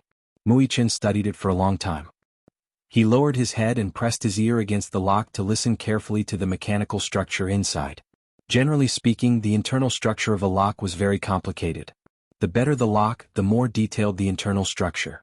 The key shaft, the lock core, the lock tongue, the groove, the push plate, the blade, there were more than 10 parts. If one was not very familiar with locks, they would not be able to understand the main points. However, no matter what kind of lock it was, it could definitely be picked. This was because there was no technology in the world that could make a perfect lock. The perfect tool to pick a lock would be a paper clip. However, he did not carry such a tool with him. The length of the needle on the watch was limited and so was its stiffness. Hence, he had to be careful and hold his breath to listen to the movements inside and make a judgment based on the sound. Yun Shirshir also kept quiet and looked at him nervously. Mui Chen suddenly stood up. He ruffled his hair in frustration and furrowed his brows. Is it because you can't open it? Mui Chen shook his head. He was afraid that she would be nervous and worried, so he quickly comforted her. It's just that I don't have the right tools. I'm still missing something. What do you lack? Mui Chen turned around and looked at the corpses lying in a pool of blood. He wanted to give it a try, so he searched them one by one. However, other than pistols and magazines, he didn't find anything useful. Until he found a box of chewing gum on the last person's body. He opened it and sniffed it. After confirming that there was nothing wrong, he popped one into his mouth and chewed until it was as soft as mud. Then he returned to the cage, spat out the gum and slowly stuffed it into the lock. Yun Shirshir was dumbfounded. She didn't know what kind of technique he was using, but she didn't dare to make a sound for fear of disturbing his train of thought. It was Mui Chen who came up with the idea of chewing gum. When he found the chewing gum, he immediately thought that the chewing gum could be used to pick locks. Just now he had carefully studied the structure of the lock. It was a one-word lock, so he could use the chewing gum to give it a try. However, he wasn't confident. He had only seen others try this method of picking locks, but he had never tried it himself. Chapter 33-34. After Mui Chen inserted the chewing gum into the lock, he pressed it with his finger until it was firmly embedded. Then he straightened the needle and inserted it in. He kept turning it, and in less than 3 seconds, there was a click and the lock popped open. Yun Shirshir was stunned the whole time. Mui Chen opened the lock and opened the cage door. He saw that Yun Shirshir's wrists were still in handcuffs. Mui Chen was very familiar with handcuffs, so it didn't take him much effort to unlock it. However, the moment the lock was unlocked, there was a beeping sound coming from Yun Shirshir's body. Beep, beep. It sounded like the sound of some electronic device being activated. It sounded almost at the same time when the lock was unlocked. It was as if unlocking the lock had activated some kind of device. But this was just his guess. Mui Chen couldn't help but feel that it was strange. Because this sound wasn't unfamiliar to him. When he was in the army during actual combat training, he had seen the scene of bomb defusing. This was the sound of a time bomb. Oh no, could it be? Yun Shirshir was about to get up, but Mui Chen pressed her back down and said in a deep voice, "Mommy, don't move." What's wrong? She couldn't help but feel nervous. Seeing Mui Chen's vigilant face, her breathing quickened. Mui Chen immediately smiled and comforted her. "Mommy, don't be nervous. From now on you'll be in my care, okay?" "Okay." Mui Chen held his breath and listened attentively. Following the source of the sound, he suddenly lifted Yun Shirshir's belt. When the belt was undone, there was a time bomb placed on her waist. The reason why Yun Shirshir didn't know about the existence of this thing was that this time bomb was installed when she was unconscious. A linkage device? Mui Chen looked at the time bomb's fuse that was connected to the handcuffs. When the handcuffs were unlocked, the bomb would automatically activate and start the countdown. This was an extremely complicated linkage device. The time kept counting down. On the small rectangular screen, the numbers kept jumping. The countdown of 300 seconds was just a short 5 minutes. Yun Shirshir naturally didn't know what a linkage device was, but when she saw the rows of explosive tubes on her waist, she immediately realized what this thing was. Her face turned pale. Bomb? Yeah. She was frightened out of her wits at once. She had seen time bombs in movies a few times. Although the design was different, the difference was that the ones in the movies were all fake. In real life, once a bomb exploded, it would not have eyes at all. If an ordinary person saw this thing, it would undoubtedly be like seeing the Grim Reaper. They would definitely be scared witless. She immediately pushed him away and said, "Hurry up and leave, don't bother about me." He wise huns asterisk asterisk asterisk, "Mommy, I'm mommy's mommy, I'm mommy, I'm mommy. Don't chase me away. Once the bomb explodes, you'll die." "Mommy, listen." Mui Chen took a deep breath and said, "I've learned some knowledge about defusing bombs." Although he was comforting her, The reality was that there was no such thing as a bomb disposal expert in the army. Most of the time they used robots to defuse the bombs. Chapter 33-35. After all, compared to robots, human lives were more important. It was better not to use humans. The loss of a robot was small, but if a human died it would be hard to explain. The structure of a bomb was indeed simple, but sometimes the simpler it was, the more difficult it was to solve it. Such a thing could take a human life, so it was even more difficult to test one's luck. Mui-chin said in a low voice, "Mommy, this is a time bomb." In other words, its device is designed to be able to explode. Some bombs were made in time by pulling the fuse and detonating it immediately. The design of a time bomb could prevent it from exploding. This meant that there was a chance of survival. Even if it was very slim, there was still a chance. There were only 4 minutes left. Mui-chin swallowed hard and slowly removed the shell of the time bomb. His hands were very fast, but it still took him 20 seconds. After removing it, what was exposed to the air was the intricate wiring inside the bomb. There were many types of time bombs. According to his understanding, there were 3 types of bombs. Electric detonation and black gunpowder. Bombs generally only needed to be removed directly. Without the bomb was useless. Even a pistol could not break it. No matter what, it would not explode. Black gunpowder was a child's play. Other than that, was used by the military and was more common. For someone like Dietrich, it was impossible for him to get his hands on such a thing. Bombs were very fierce and had an extremely bad temper. The slightest vibration would cause it to explode. In other words, as long as one stood up, the bomb would explode. The other bombs were octogenium, Tian, and C4. These were all extremely high-end bombs. They were rarely seen on the market. Even many terrorists could not get their hands on such things. Under normal circumstances, they would only appear in extreme situations. Moreover, the structure was extremely complicated. If one encountered these, it would be very difficult to remove them. However, after some research, Mui-chin found out that this bomb was an electric detonator. Usually such bombs needed to be wired. Of course, it was not like those commonly seen on TV where one could choose between a red and a blue wire. Instead, it needed to be cut off to activate the battery and power circuit. Most of the detonation current was direct current. In this way, once the power source was destroyed, the bomb would lose its function. Without electricity, it wouldn't explode. However, it sounded very simple, but the wiring of such a device was very complicated. It was very difficult to distinguish between the power cord, the detonator cord, and the detonator cord. Mui-chin counted and found that there were about 10 wires. These wires were densely packed and orderly, but they were all of the same color. If he made a mistake, he would really be finished.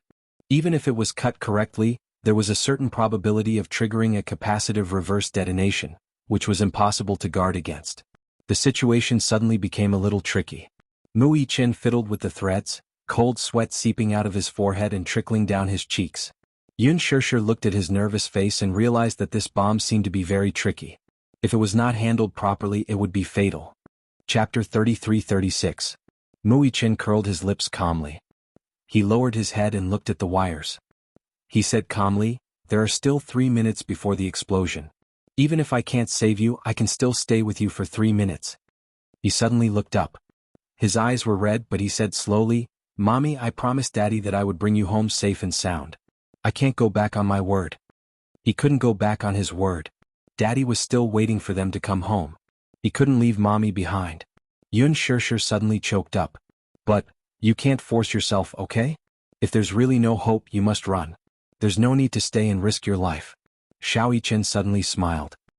He looked up at her and asked gently, "Mommy must be worried that you'll implicate me, right?" Yun Shirshir's lips trembled. "Sometimes I have to say that Mommy is really weak.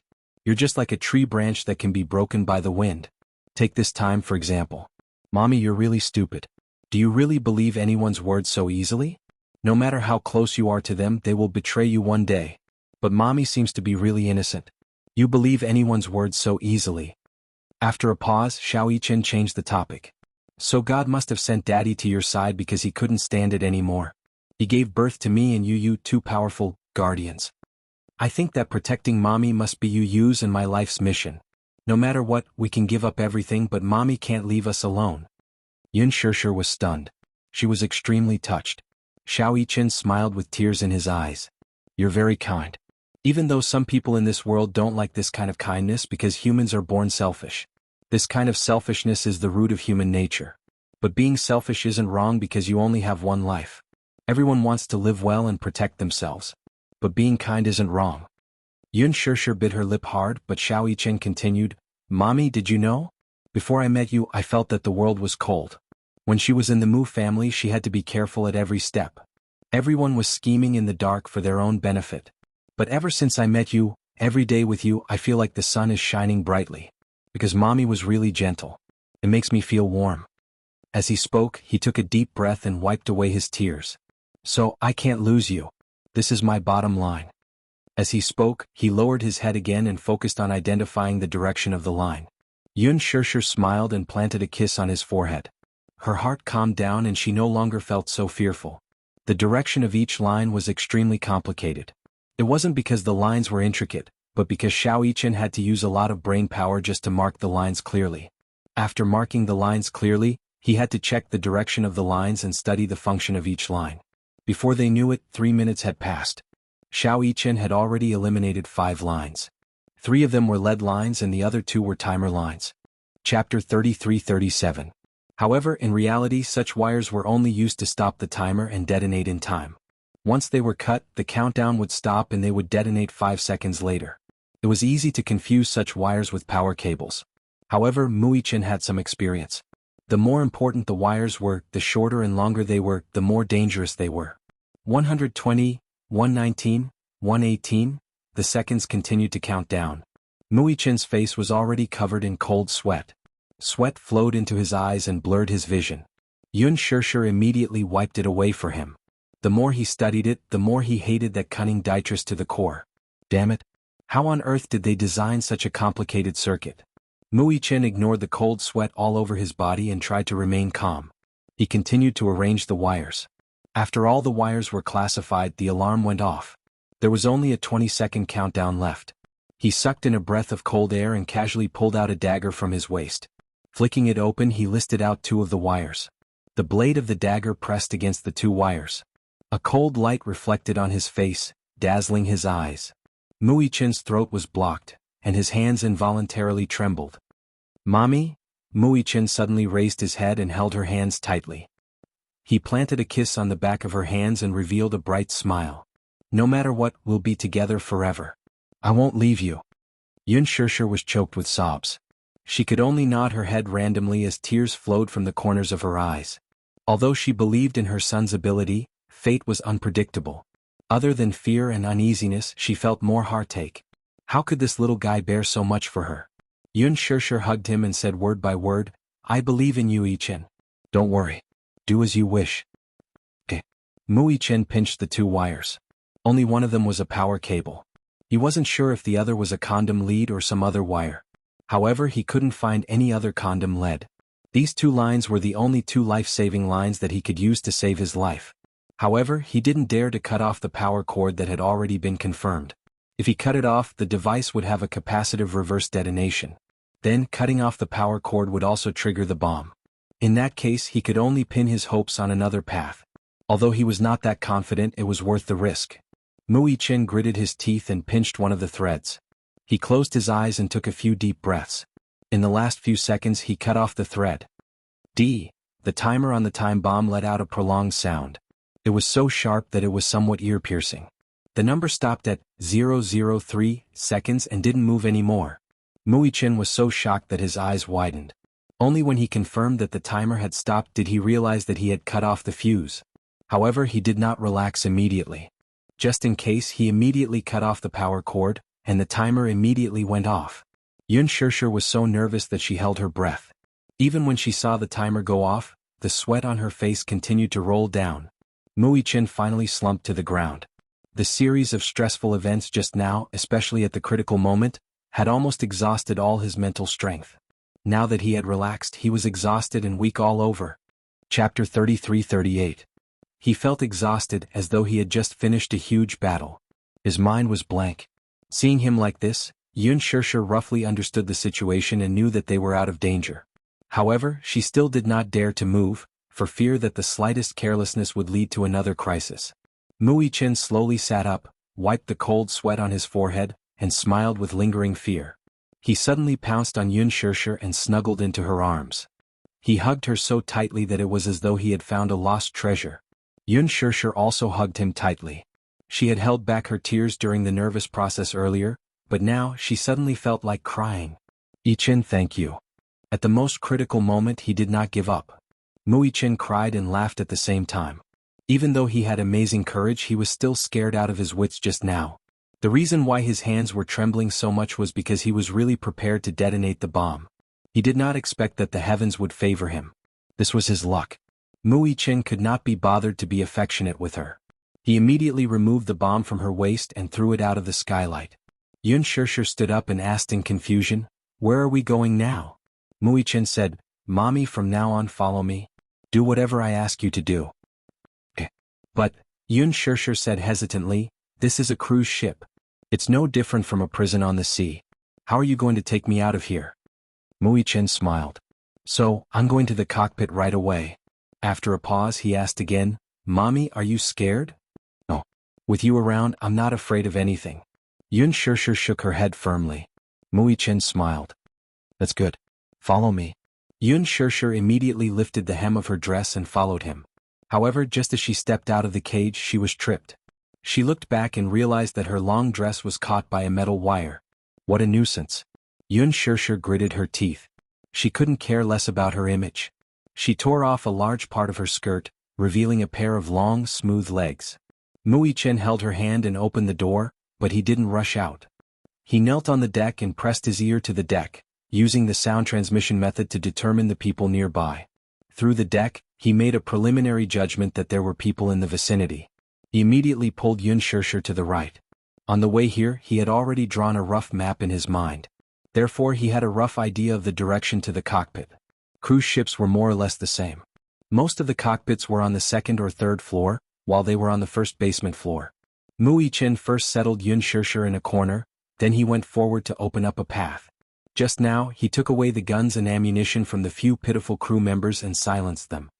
He loaded the pistol and carried it on his back at the entrance of the corridor. Then he heard someone coming downstairs. From the sound of the footsteps, he could roughly tell that there were two people. He held his breath and focused. Suddenly, he thought of something and immediately put the gun back into the gun case at his waist. When the person came closer, he suddenly dodged. His movements were agile and fast like a ghost. Chapter 33-39. The other man had just taken out his gun, but before he could load it, Mu-Chen grabbed his wrist and viciously struck his elbow joint with his other hand.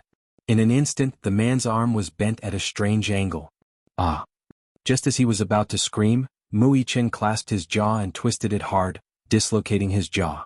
That person looked at him in horror as if he was looking at a scary monster. Mu-Chen did not give him any chance to struggle. He grabbed his throat tightly and squeezed it hard, causing his throat joint to crack. He dragged the two corpses to one side and hid them in a corner. After cleaning up the scene, he returned to Yun Shirshir's side. "Mommy, let's go."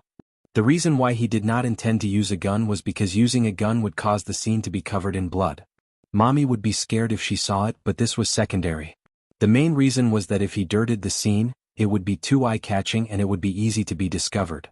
Compared to the tall and strong crew members, he was too skinny and small. But this was a disadvantage, but it was also an advantage. Although if they really fought, no matter how strong he was, it would be difficult for him to fight against a large number of people. But it was because he was so skinny that he was able to be as agile as a wolf. He carefully carried on his back. Along the way, after dealing with a few crew members, he brought Yun Shirshir to the cockpit. In the cockpit, the co-pilot was sitting on the chair. At this moment, a nimble figure flashed past the door and opened the door of the cockpit, quietly sneaking behind him. Before the captain could react to who it was, he was punched in the head. Mu-Chen picked up the man's tottering body and twirled the dagger in his hand nimbly. The pitiful man only felt a chill in his throat as hot blood spurted onto the passenger seat. The stench of blood assailed his nostrils. He spared the captain's life. The little fellow quickly used the same method to escape into the engine room, leaving a crooked corpse behind as he returned to the cockpit. The captain was scared half to death. He curled up in a corner, trembling. Mu-Chen took out his gun and aimed it at his temple. He coldly said in broken English, "Do you want to live? I'm begging you. Don't kill me. The captain begged humbly. Muichin pressed the gun a little harder. If you're obedient, I won't kill you. Yes. Yes. I promise I'll be obedient. Muichin took out a pair of handcuffs and cuffed his left hand to a fixed position. He ordered, deactivate the alarm. Most cruise ships had radar warning devices. Once other ships or units approached, the warning device would be activated. The only reason he spared the captain's life was because he didn't like killing people. The captain looked weak and powerless and didn't seem to be a threat to him. More importantly, he didn't know how to operate a cruise ship. If the cruise ship lost its helmsman and lost control, the consequences would be unimaginable. To be safe, he did this. The captain nodded in a daze. He couldn't help but hesitate. Muichin stabbed the dagger in his hand into his thigh. Ah! The captain gritted his teeth and cried out in pain. Muichin grabbed him by the collar and warned him coldly, "Do as I say." Yes, yes. The captain was in so much pain that he couldn't breathe properly. He immediately pulled down a lever. There was a ding-ding-ding sound and the screen showed that all Celio. The alarm had been deactivated. Chapter 3340. Continue sailing as usual. Yes, understood. Muichin pulled Yun Shirshir into the cockpit and locked the door. Mommy, this is the safest place for now. Yun Shirshir nodded in a daze. Muichin had already cleaned up the corpses in the cockpit. She suddenly felt uneasy when she saw the little guy covered in blood. She didn't want to see Muichin kill anyone, but she knew that if Muichin didn't get rid of all these people, they would be the ones getting rid of. Wasn't it always the law of the jungle in this world? Muichin didn't know what she was thinking about. He took out the necklace around his neck and opened it gently. He pressed a hidden button and the location information was immediately sent to Muyaja's handheld terminal. At the port, the sea breeze blew against their faces. Gong Jie's armed ship was already ready to set off. 2 hours ago he had rushed over. He happened to pass by the nearby waters, so he was still in time. Other than the armed ship, he also brought along more than 10 armed helicopters and 2 nuclear submarines. Of course, he had also prepared $3 billion USD. Alas, while Gong Jie was prepared to get the $3 billion US, Dietrich would have to be alive to get it. Muyaja's handheld terminal vibrated. He opened the interface and saw that Muichin had sent a location signal. He was excited and looked up at Gong Jie. We can set off now. Gong Jie had been waiting for a long time. When he heard this, his handsome face showed a trace of surprise. You've received the signal? Yes. Before the 2 little guys set off, Yu and Muichin both wore a necklace. This necklace was a signal receiver and could also send location information. It was also at this time that Muichin realized that Yu had invented such a terrifying technology. A dagger disguised as a belt, a signal transmitter hidden in the necklace, and a smart nanochip implanted under the skin. These were concepts that he had only seen in science fiction magazines, but Yu had already put them to use. Let's go. Muyaja sent the location information to the cargo ship's navigation system and followed the route to the destination. Compared to Dietrich's cruise ship, Gong Jie's armed ship could be said to be an extremely crazy existence. Its speed was top-notch and it was fully armed. When Muyaja first boarded the ship, he was shocked. The so-called ship was only from Gong Jie's mouth. A certain man always liked to use understated words to describe things that were too heaven-defying. Although it was called ship, in fact, it was actually a second-generation aircraft carrier developed by the former Soviet Union. An aircraft carrier. Even Muyaja was surprised. One had to know that even though the military was very advanced, not every country had an aircraft carrier. Even a superpower like the United States of America only had 10 Nimitz-class nuclear-powered aircraft carriers in service. The other 2 were super nuclear-powered aircraft carriers, and 12 aircraft carriers were patrolling the sea. They were the world's undisputed super maritime overlords. Many countries did not have an aircraft carrier in service. All of them dreamed of having an aircraft carrier that they had developed on their own. Having an aircraft carrier meant having a strong military force. Chapter 3341. Having an aircraft carrier meant that the military forces were powerful. However, such an aircraft carrier that was not inferior to a super nuclear-powered one was just a toy ship to Gong Jie. This was also the reason why Hurricane Group was so fearful. If Hurricane were to use all of its strength, then its armed forces would be comparable to any of the 5 Joint Union member nations. Although it was about a few hundred kilometers away from the target, it was not worth mentioning to Gong Jie. If he sped up, he would be able to reach the target in about an hour. After all, his aircraft carrier was a super nuclear-powered one. Compared to nuclear-powered, the power of Dietrich's broken ship was nothing. After Mui Chen sent the location, he stood up and glanced at the captain. Then he said to Yun Shirshir, "Mommy, can you do me a favor? Now I'm going to look for Yu. You stay here and keep an eye on him. Don't let him do anything." Yun Shirshir was shocked when she heard this. "Yu is also on this ship?" "Yes." Xiao Chen nodded. "I came with him. But I'm worried that he's in danger, so I'm going to save him now." Yun Shirshir nodded quickly. "Yes, go quickly." Mui Chen immediately passed the dagger and pistol to her and reminded her, "You must protect yourself. If he dares to play any tricks, let him have a taste of his own medicine." "Okay. Mommy should know how to use a gun, right?" Yun Shirshir nodded. "Yes, I learned it on the set." "Okay, Mommy, I believe in you." After Mui Chen finished speaking, he left immediately. There was a long distance between the cockpit and the VIP cabin. It was equivalent to going from the bow to the stern of the ship. When he left, he deliberately locked the door of the cockpit. The windows of the cockpit were made of bulletproof glass. This way they could prevent outsiders from entering. After all, he didn't feel at ease leaving his mommy alone there. But compared to mommy, he was more worried about Yu. After all, Dietrich was a cunning old fox. His methods were sinister and ruthless. He didn't know what methods he would use to deal with Yu. Sneaking all the way to the first floor, Mui Chen walked out of the corridor and was caught off guard when he bumped into 3 patrolling sailors. Mui Chen was shocked and immediately ran back. The 3 sailors saw it, but before they could see it clearly, they felt a shadow flash before their eyes. They looked at each other, vigilantly pulled out their pistols, loaded them, and walked to the entrance of the corridor with their backs against the wall. They turned around and looked, but there was no one. "Where is he?"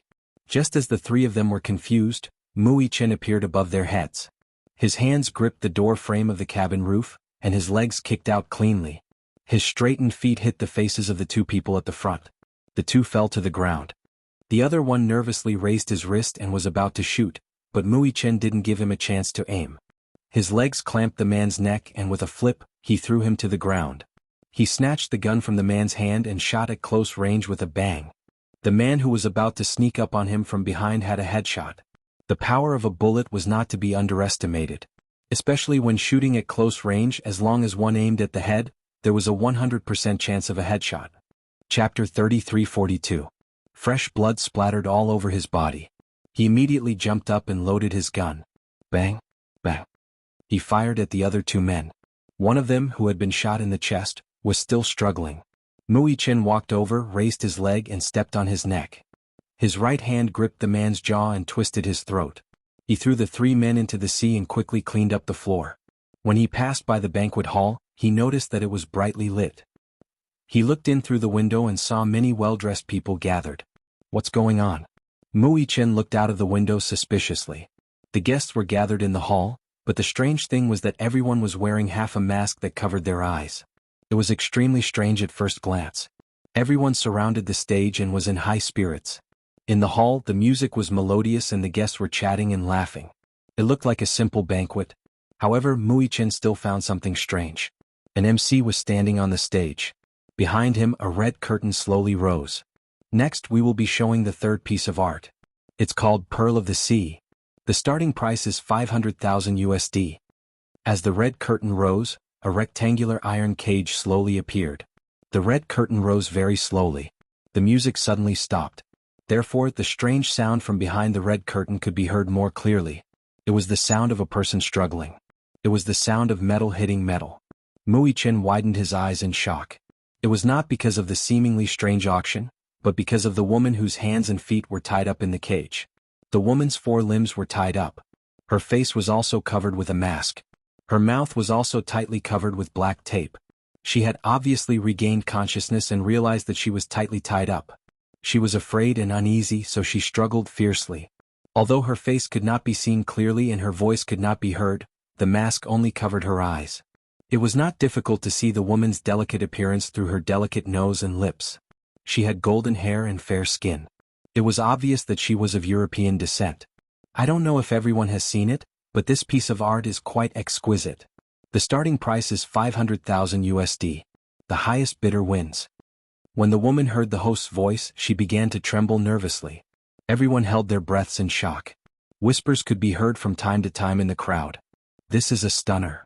500,000, the starting price is not high. I want it.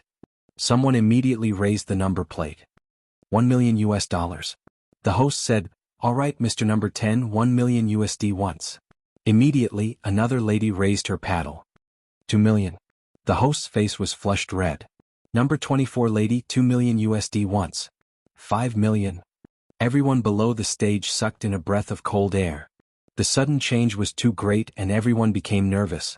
Muichin didn't know the identities of the people gathered here, but they were probably rich and respectable.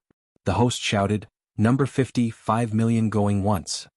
5 million going twice. Are there no more bids?" The host shook his head.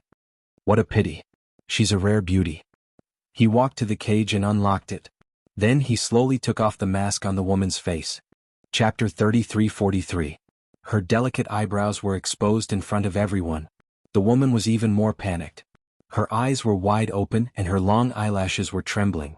She was terrified. She shook her head desperately as if she was begging. Tears kept falling from the corners of her eyes, making her look miserable and pitiful. 10 million US dollars.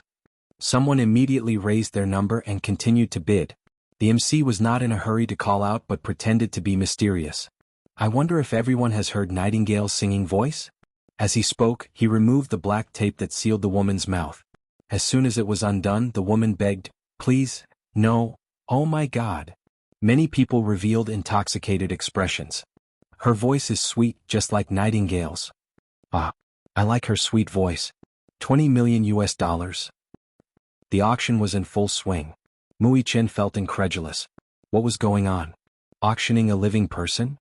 What a disregard for the law. Muichin looked at the woman who was exquisitely dressed and wearing a beautiful gown. He suddenly realized why he was also wearing a gorgeous gown when he saw his mother.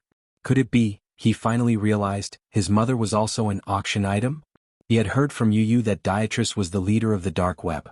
He had a huge network that specialized in international transactions. However, in this global international trade, what was being traded was not ordinary goods, but living people. He suddenly felt a lingering fear. He did not know what would have happened to his mother if he and Yu had arrived a little later. Would she have been auctioned off like this woman? In the end, the woman was bought by a man in his 50s at the high price of 50 million US dollars. In the end, the woman was wrapped up and sent to an unknown place. The MC returned to the stage and the red curtain fell. He raised his wine glass and drank it in one gulp. Then he said, "Next up is tonight's finale item, Yun Shan Shuri. Everyone please wait and see." Yun Shan Shuri, Xiao Yichen's heart skipped a beat. Just by hearing the name he knew that the finale item was his mother. The host whispered to a woman beside him. The woman nodded and quickly left through the secret door. When Muichin saw this, he immediately knew that this woman had probably gone to the dungeon. However, Yun Shirshir was no longer there. He didn't know which way the woman left. The secret passages on the cruise ship extended in all directions. He couldn't grasp her whereabouts. No, he had to save Yu as soon as possible. Otherwise, the consequences would be unimaginable. "Who's there?" Not far away, a man's scolding voice could be heard. Muichin turned around and looked at the man. He smiled and said, "I'm just passing by." Passing by. Xiao Yichin spoke in Chinese, so the men didn't understand what he was saying. However, it wasn't until Xiao Yichin jumped down from the box by the window and exposed himself to the moonlight that the men saw that he was covered in blood and had a sinister smile on his face. "You?" Before the men could react, Xiao Yichin pulled out the dagger from his waist belt and a cold gleam flashed across. A few seconds later, the corpses fell to the ground. Before they could even close their eyes, they breathed their last. Chapter 33:44.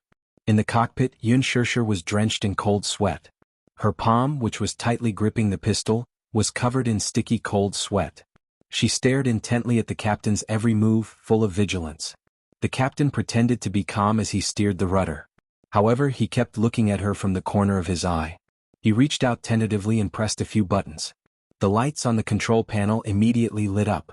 Yun Shirshir didn't control the rudder, but she remembered that there was a push rod that had an alarm. Xiao Yichin said that as long as he didn't push the push rod, everything would be fine. Hence, Yun Shirshir was vigilant of his every move. However, what she didn't know was that there was more than one way to push the push rod. If he pressed another button, the push rod would automatically push down. She heard a creaking sound. She didn't know what button he had pressed, but the push rod slowly slid down. Suddenly the alarm sounded in the cockpit. Yun Shirshir heard the alarm outside the cockpit and looked at the push rod. It had been pulled. Muichin was halfway there when he heard the alarm and frowned. Yun Shirshir was flustered and exasperated. She questioned him, "What did you do?" However, the captain continued to steer the rudder as if nothing had happened. She gritted her teeth and tried to push the push rod. However, the push rod was locked in place and couldn't move at all. No matter how hard she tried, the push rod wouldn't budge. Yun Shirshir raised the gun and pointed it between his eyebrows. She ordered, "I'm ordering you to remove the alarm." However, the captain was unmoved. He still looked calm and composed as if he was sure that she wouldn't dare to shoot. She didn't know how to steer the rudder. He was the only captain on the cruise ship. If the ship wanted to move, it could only rely on him. If he died, everyone on the ship would be done for. Yun Shirshir saw that he didn't seem to be threatened by her. She sneered, "Do you think I won't dare to shoot?" She loaded the gun and pulled the trigger. The captain glanced at her from the corner of his eye and waved his hand abruptly, causing her gun to fall to the ground. She was caught off guard and fell to the ground with a kick. She felt a sharp pain in her chest, and the pistol slipped not far away. She immediately got up and wanted to pick it up. The captain stepped hard on the back of her hand. Yun Shirshir cried out in pain and her face turned red. One of his hands was handcuffed but the other hand was free. He immediately reached out to grab the pistol. Based on the current situation, if he were to obtain the gun, then the situation would be one-sided. She would definitely die in the hands of this man. No. How could Yun Shirshir let him have his way? Muichin had given this place to her, which meant that he trusted her. How could she let him down? Yun Shirshir didn't know where the strength came from, but she suddenly hugged the captain's leg and bit down viciously. She used almost all of her strength. The captain was in so much pain that he instinctively kicked her and she fell to the ground. Because of this kick, Yun Shirshir's shoulder was slightly dislocated. However, she ignored the pain and sat up with a face full of cold sweat. She pounced on the pistol and grabbed it in her hand. She got it. She was pleasantly surprised. She immediately rolled to the side and put the pistol away. She stood up and held the dagger in her hand. She raised her hand viciously and stabbed the captain's thigh. She used almost all of her strength. Ah. Chapter 33:45. The captain was in so much pain that he let out a heart-wrenching cry. Yun Shirshir wiped away the blood that had splattered on her face. She stood up and pressed the dagger firmly against his neck. She said word by word in English, "I'm warning you, don't play any tricks. Deactivate the alarm." The captain was in so much pain that his eyes were about to burst. His eyes were red as he shouted at Yun Shirshir, "Kill me if you can. You're really not afraid of death?" Yun Shirshir gritted her teeth and pressed the dagger a little tighter. The sharp dagger quickly cut through a layer of his skin and blood gushed out. The captain was stunned. Now he could no longer feel the pain on his neck. However, the sticky blood that flowed into his collar made him realize that she really dared to do it. He gritted his teeth and stood there for a long time until Yun Shirshir raised the dagger in her hand again. He immediately clenched his teeth and pressed a button to reset the plunger to its original position. The alarm was deactivated immediately. Xiao Yichen stood there for a long time. Originally, he was worried about Yun Shirshir and wanted to go back to the cockpit to check on the situation. However, since the alarm was deactivated, it meant that his mommy was safe and sound. This was her signal to him that she was safe. Muichin didn't dare to hesitate anymore and rushed to the VIP cabin. Hearing the alarm, Dietrich stood up abruptly and walked to the door. He opened it and looked around. He grabbed a sailor guarding the door and questioned, "What's going on?" "I don't know. Go check on the situation." Dietrich returned to the VIP cabin and thought about it. He felt that something was wrong. Yu sat on the sofa with his hands cuffed to the armrests. He couldn't move. When he heard the alarm, he also felt that something was strange and was a little confused. What was going on? Did something happen to his mommy and Xiao Yichen? He was a little worried. While he was lost in thought, Dietrich walked up to him and grabbed him by the collar. He questioned, "You dare to play tricks with me? I'll take your life." "Dietrich, are you joking?" Facing him, Yu was not flustered. Instead, he coldly retorted, "We have 2 children and my mother. What tricks do we have to play? I've been thinking about something. You 2 kids actually dared to board my ship. That in itself is inconceivable. I don't have any weapons on me. How can I pose any threat to you?" After pausing for a moment, Yu said calmly, "Dietrich, I didn't expect you to be so cowardly." Yu's unconscious provocation completely angered Dietrich. He raised his hand and punched him hard. Yu's palm-sized face was slapped to the side. Just as he was about to hit him, the panicked voice of his men came from the door. "Boss. Oh no, he's gone." Dietrich suddenly came back to his senses and glared at him. "What do you mean?" "The finale of the auction is missing." Dietrich was furious. "Gone? How could he be missing? We sent people to the dungeon but they only saw a few corpses. The person you wanted is no longer there." "Impossible." Dietrich shouted in anger. "How could this be?" He sent a few strong men to guard one person. There were 2 locks, one of which was a linkage. Once the handcuffs on Yun Shursher's hands were opened, it would activate the bomb. Chapter 3346. How did she disappear for no reason?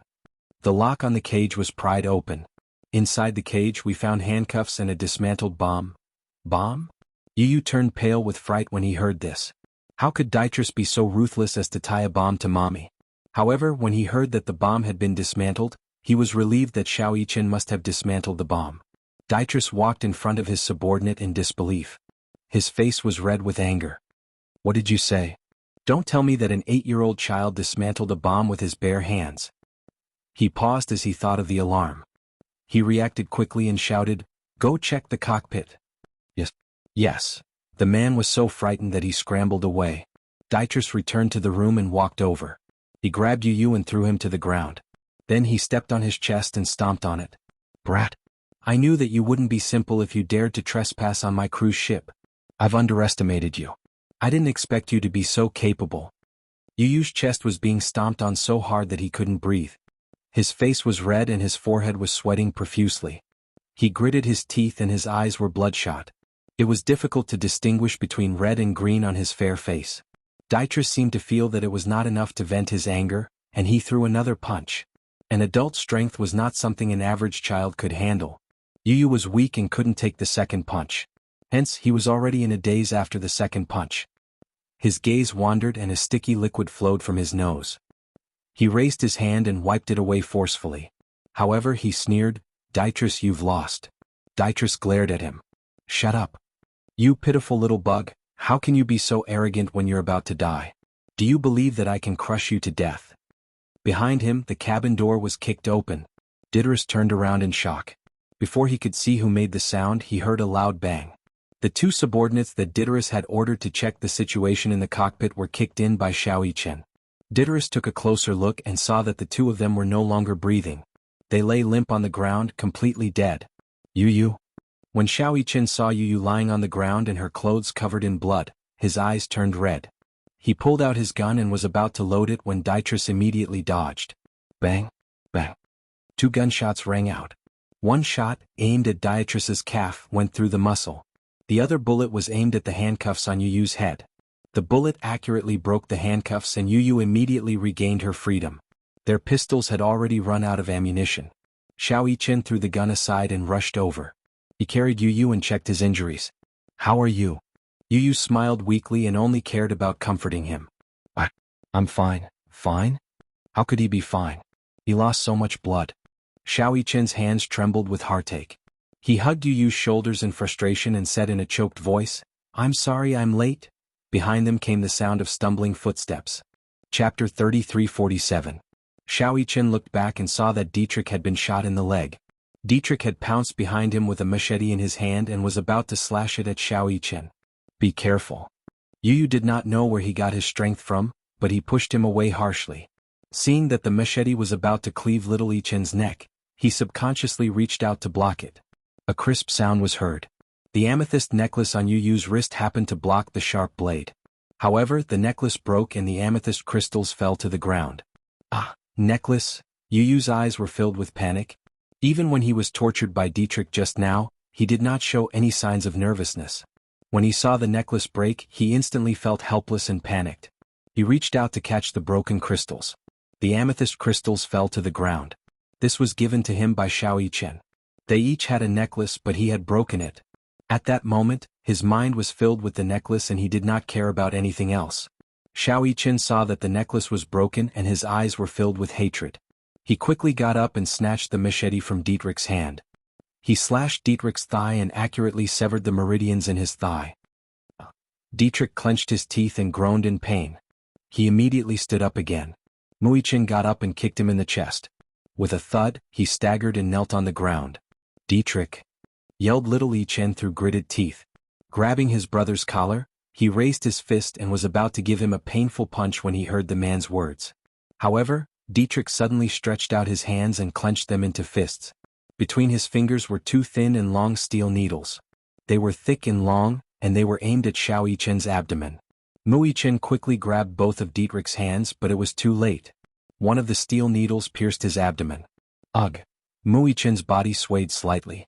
Because of this stab, he subconsciously curled up his body in pain. Dietrich seized the opportunity and viciously punched Xiao Yichen's body.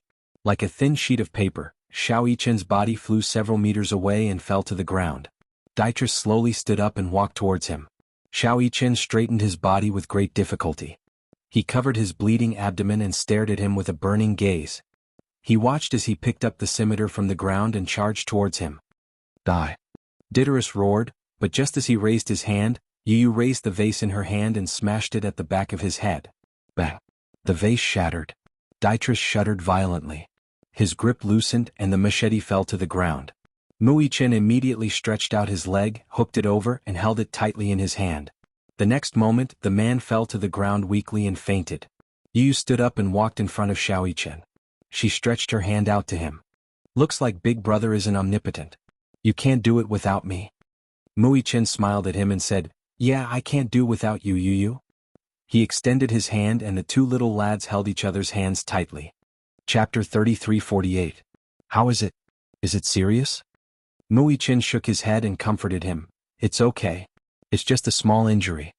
Yu was still nervous. Xiao Yichen said helplessly, "Yu, I've suffered worse injuries before. It's okay. Don't worry, okay?" "Okay." Yu nodded, but he looked guilty. Xiao Yichen wiped his hands on his trousers until the blood on his hands was clean. He then reached out and patted his head gently. Then he stood up, walked over to Dietrich and took off his tie.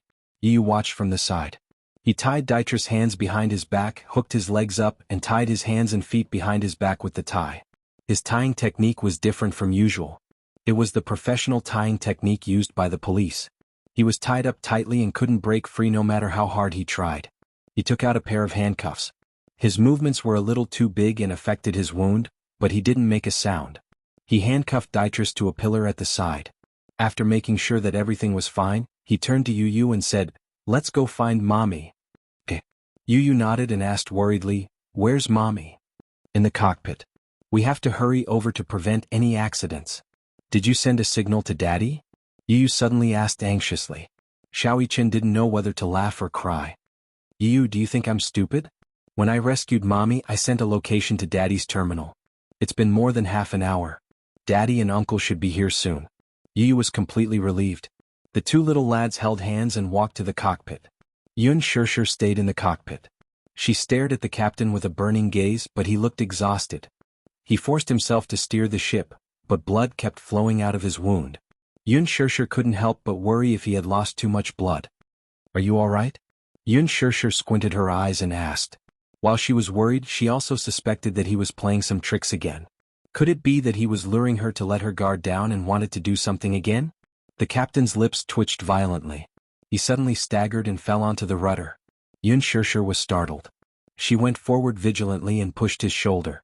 However, his body tilted and he fell into his seat. There was no movement. "He's dead." Yun Shirshir was frightened.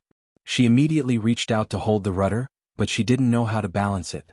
She didn't know how to control such a large cruise ship, so she immediately reached out to slap his face. "Wake up." When she touched his face just now, it was ice cold. He seemed to have lost too much blood and fainted from shock. Once a person lost too much blood and did not stop the bleeding for a long time, they would go into shock due to excessive blood loss, leading to brain death. Were humans so fragile? She sighed in her heart. Yun Shirshir was in disbelief. She held onto the rudder and looked at the dashboard nervously. However, she saw many lights blinking. She gritted her teeth and tried hard to recognize the signs. However, she couldn't understand some of the signs at all. She didn't know what they were for, so she didn't dare to touch them. Looking ahead, she couldn't tell if there was any danger in the seemingly calm sea. She also couldn't understand the radar map on the screen. Chapter 33:49. Yun Shirshir was flustered, but she could only stabilize the rudder. She did not dare to act rashly. Beside her, the captain fell to the ground and did not move anymore. Generally speaking, a captain was not enough to control a cruise ship. In the cockpit, the cruise ship was not operated by the captain. Most of the time, it was the sailors who steered the ship.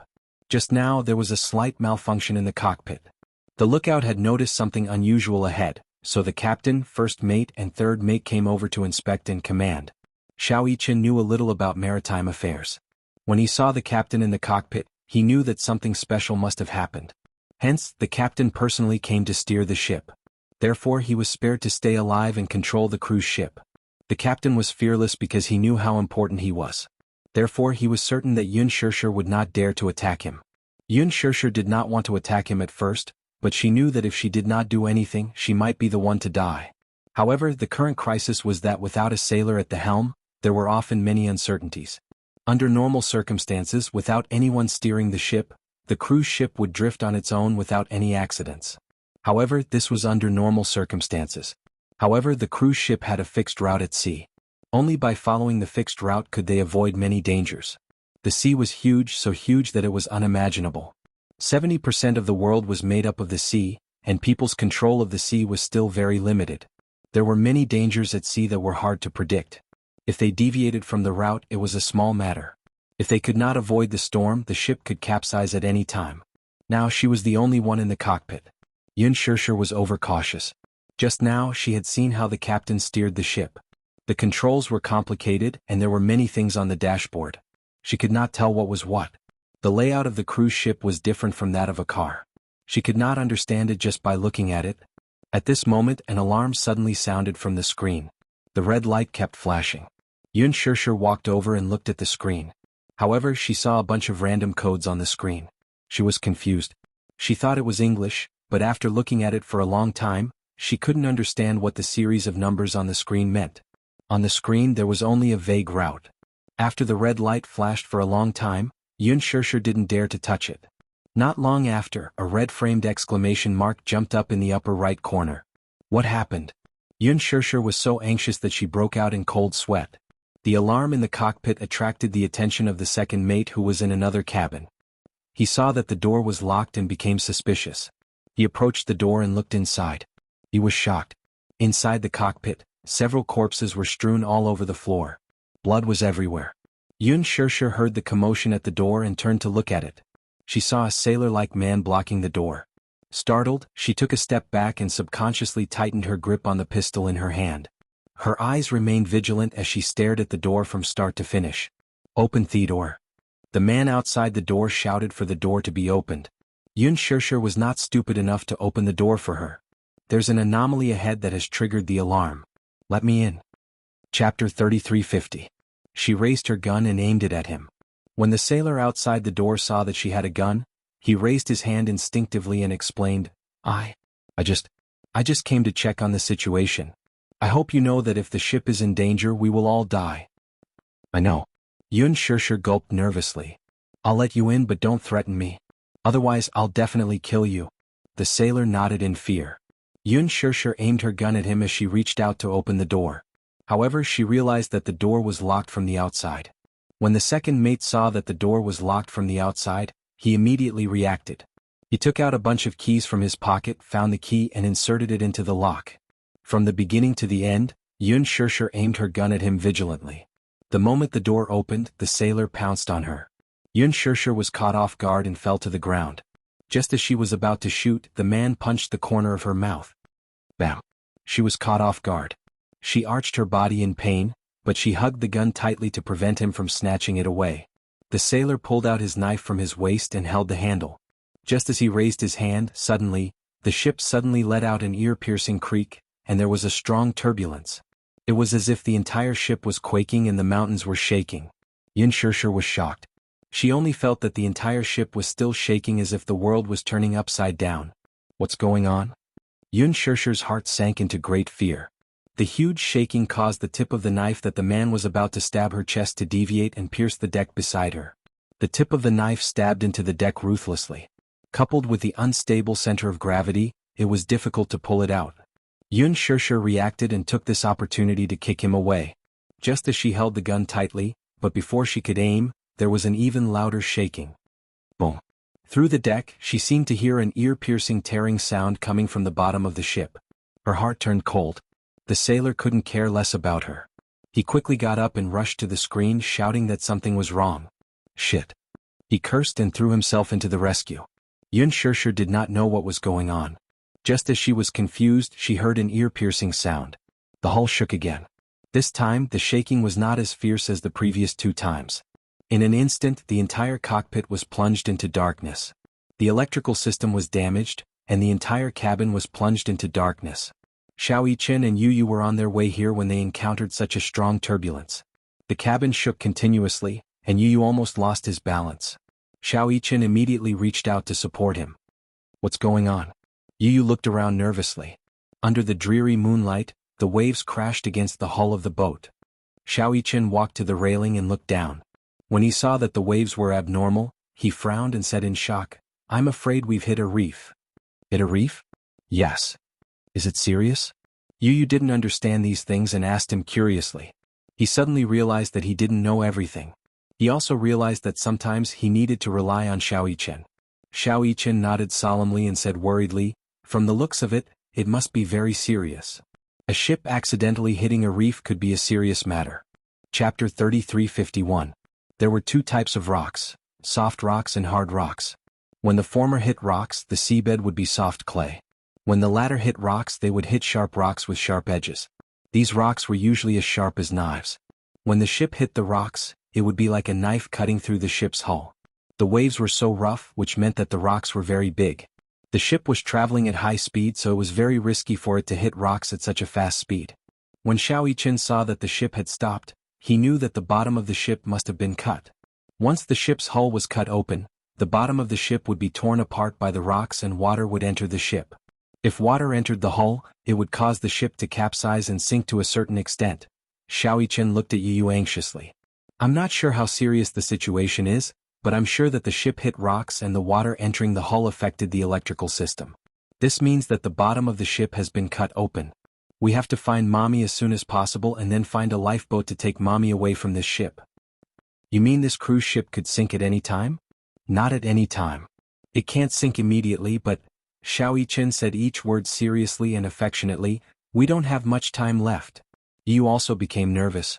She nodded and ran toward the cockpit. Along the way the ship kept shaking. The originally brightly lit banquet hall suddenly fell into darkness. The band members also stood up curiously. The music stopped abruptly, and the sudden silence made everyone even more nervous. The unexpected circuit failure caused everyone to fall into a panic. Oh my God, what's going on? Did something happen? In the banquet hall, the guests were screaming nervously, and the scene was in a mess. The screams were hoarse and there was a hubbub of voices. Accompanied by the sound of tableware falling and shattering, many people scrambled to run towards the door. At the most desperate moment, the selfishness of human nature was exposed. Many people rushed forward, but because it was dark, they couldn't see anything clearly. The banquet hall was completely enclosed, so there was no light and they couldn't see their own fingers. People followed their instincts and ran to the door like a flock of frightened headless flies. In the crowd, some women accidentally tripped over the things under their feet and fell to the ground. They wondered if it was because of the shaking of the ship that they lost their balance and fell, but no one was willing to help them. Instead, they stepped over them and ran to the door. At this critical juncture, their lives were on the line. If they could not even care about their own safety, who would care about the lives of others? Many weak women were trampled to death just like that. People broke through the banquet hall's door and rushed to the deck. The crowd surged onto the deck like a rising tide. Xiao Yichen and Yu Yu happened to pass by the banquet hall. When they saw people running towards the deck, they immediately hugged Yu Yu. "Be careful." Yu Yu was pulled into his arms.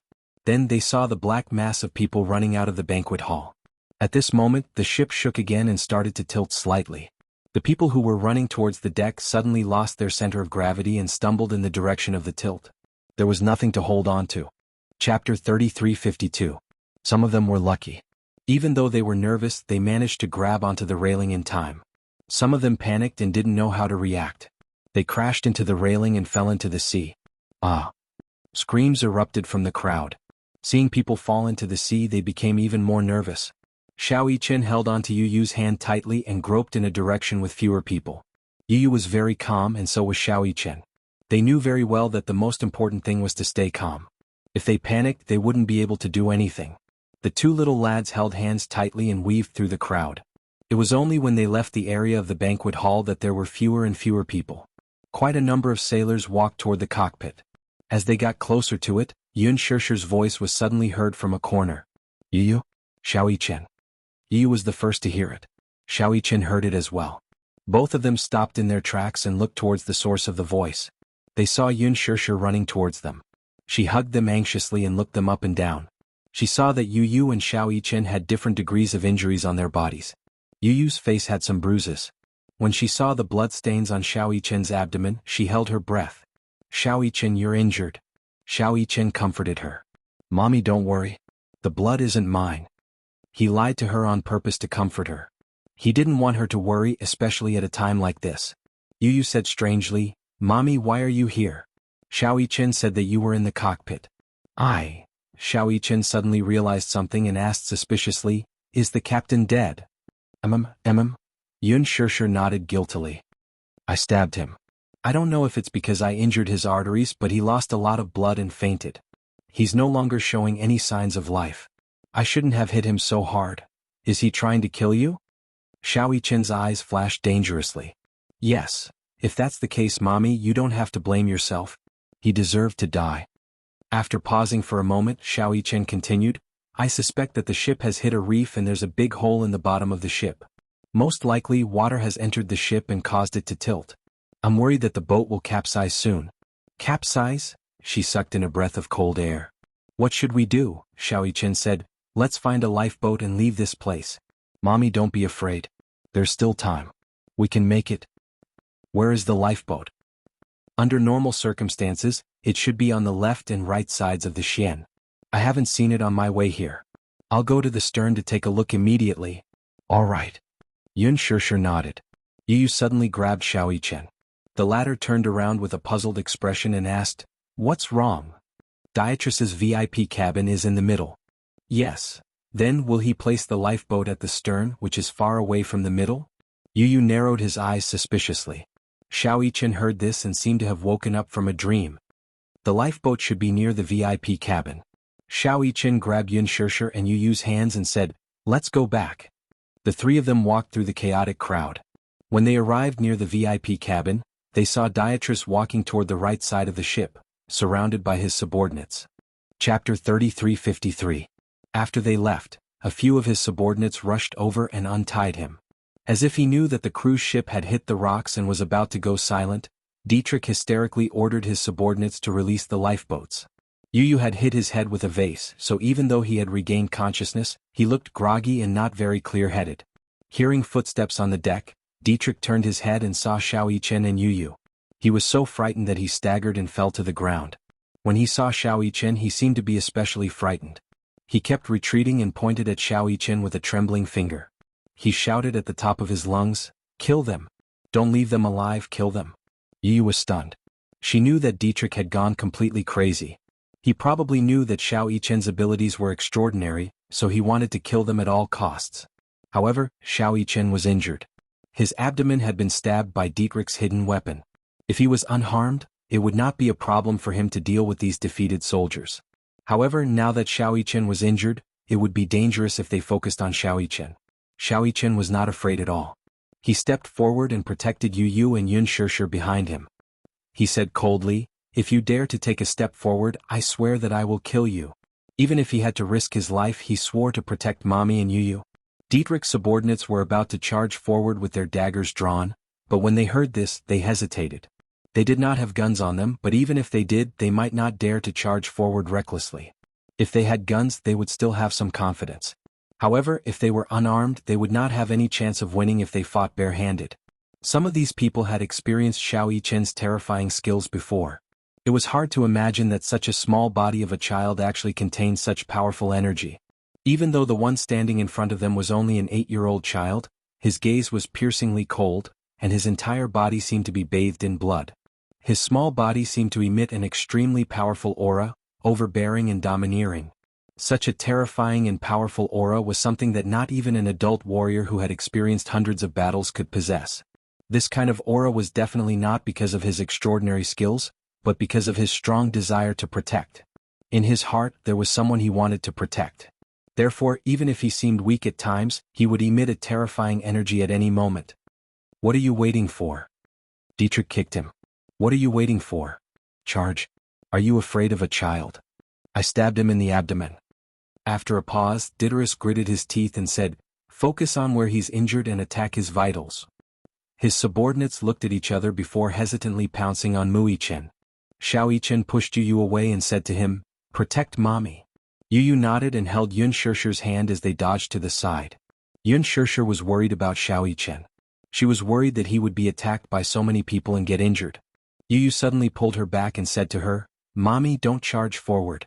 Otherwise you'll cause trouble." "Then, we can't just watch."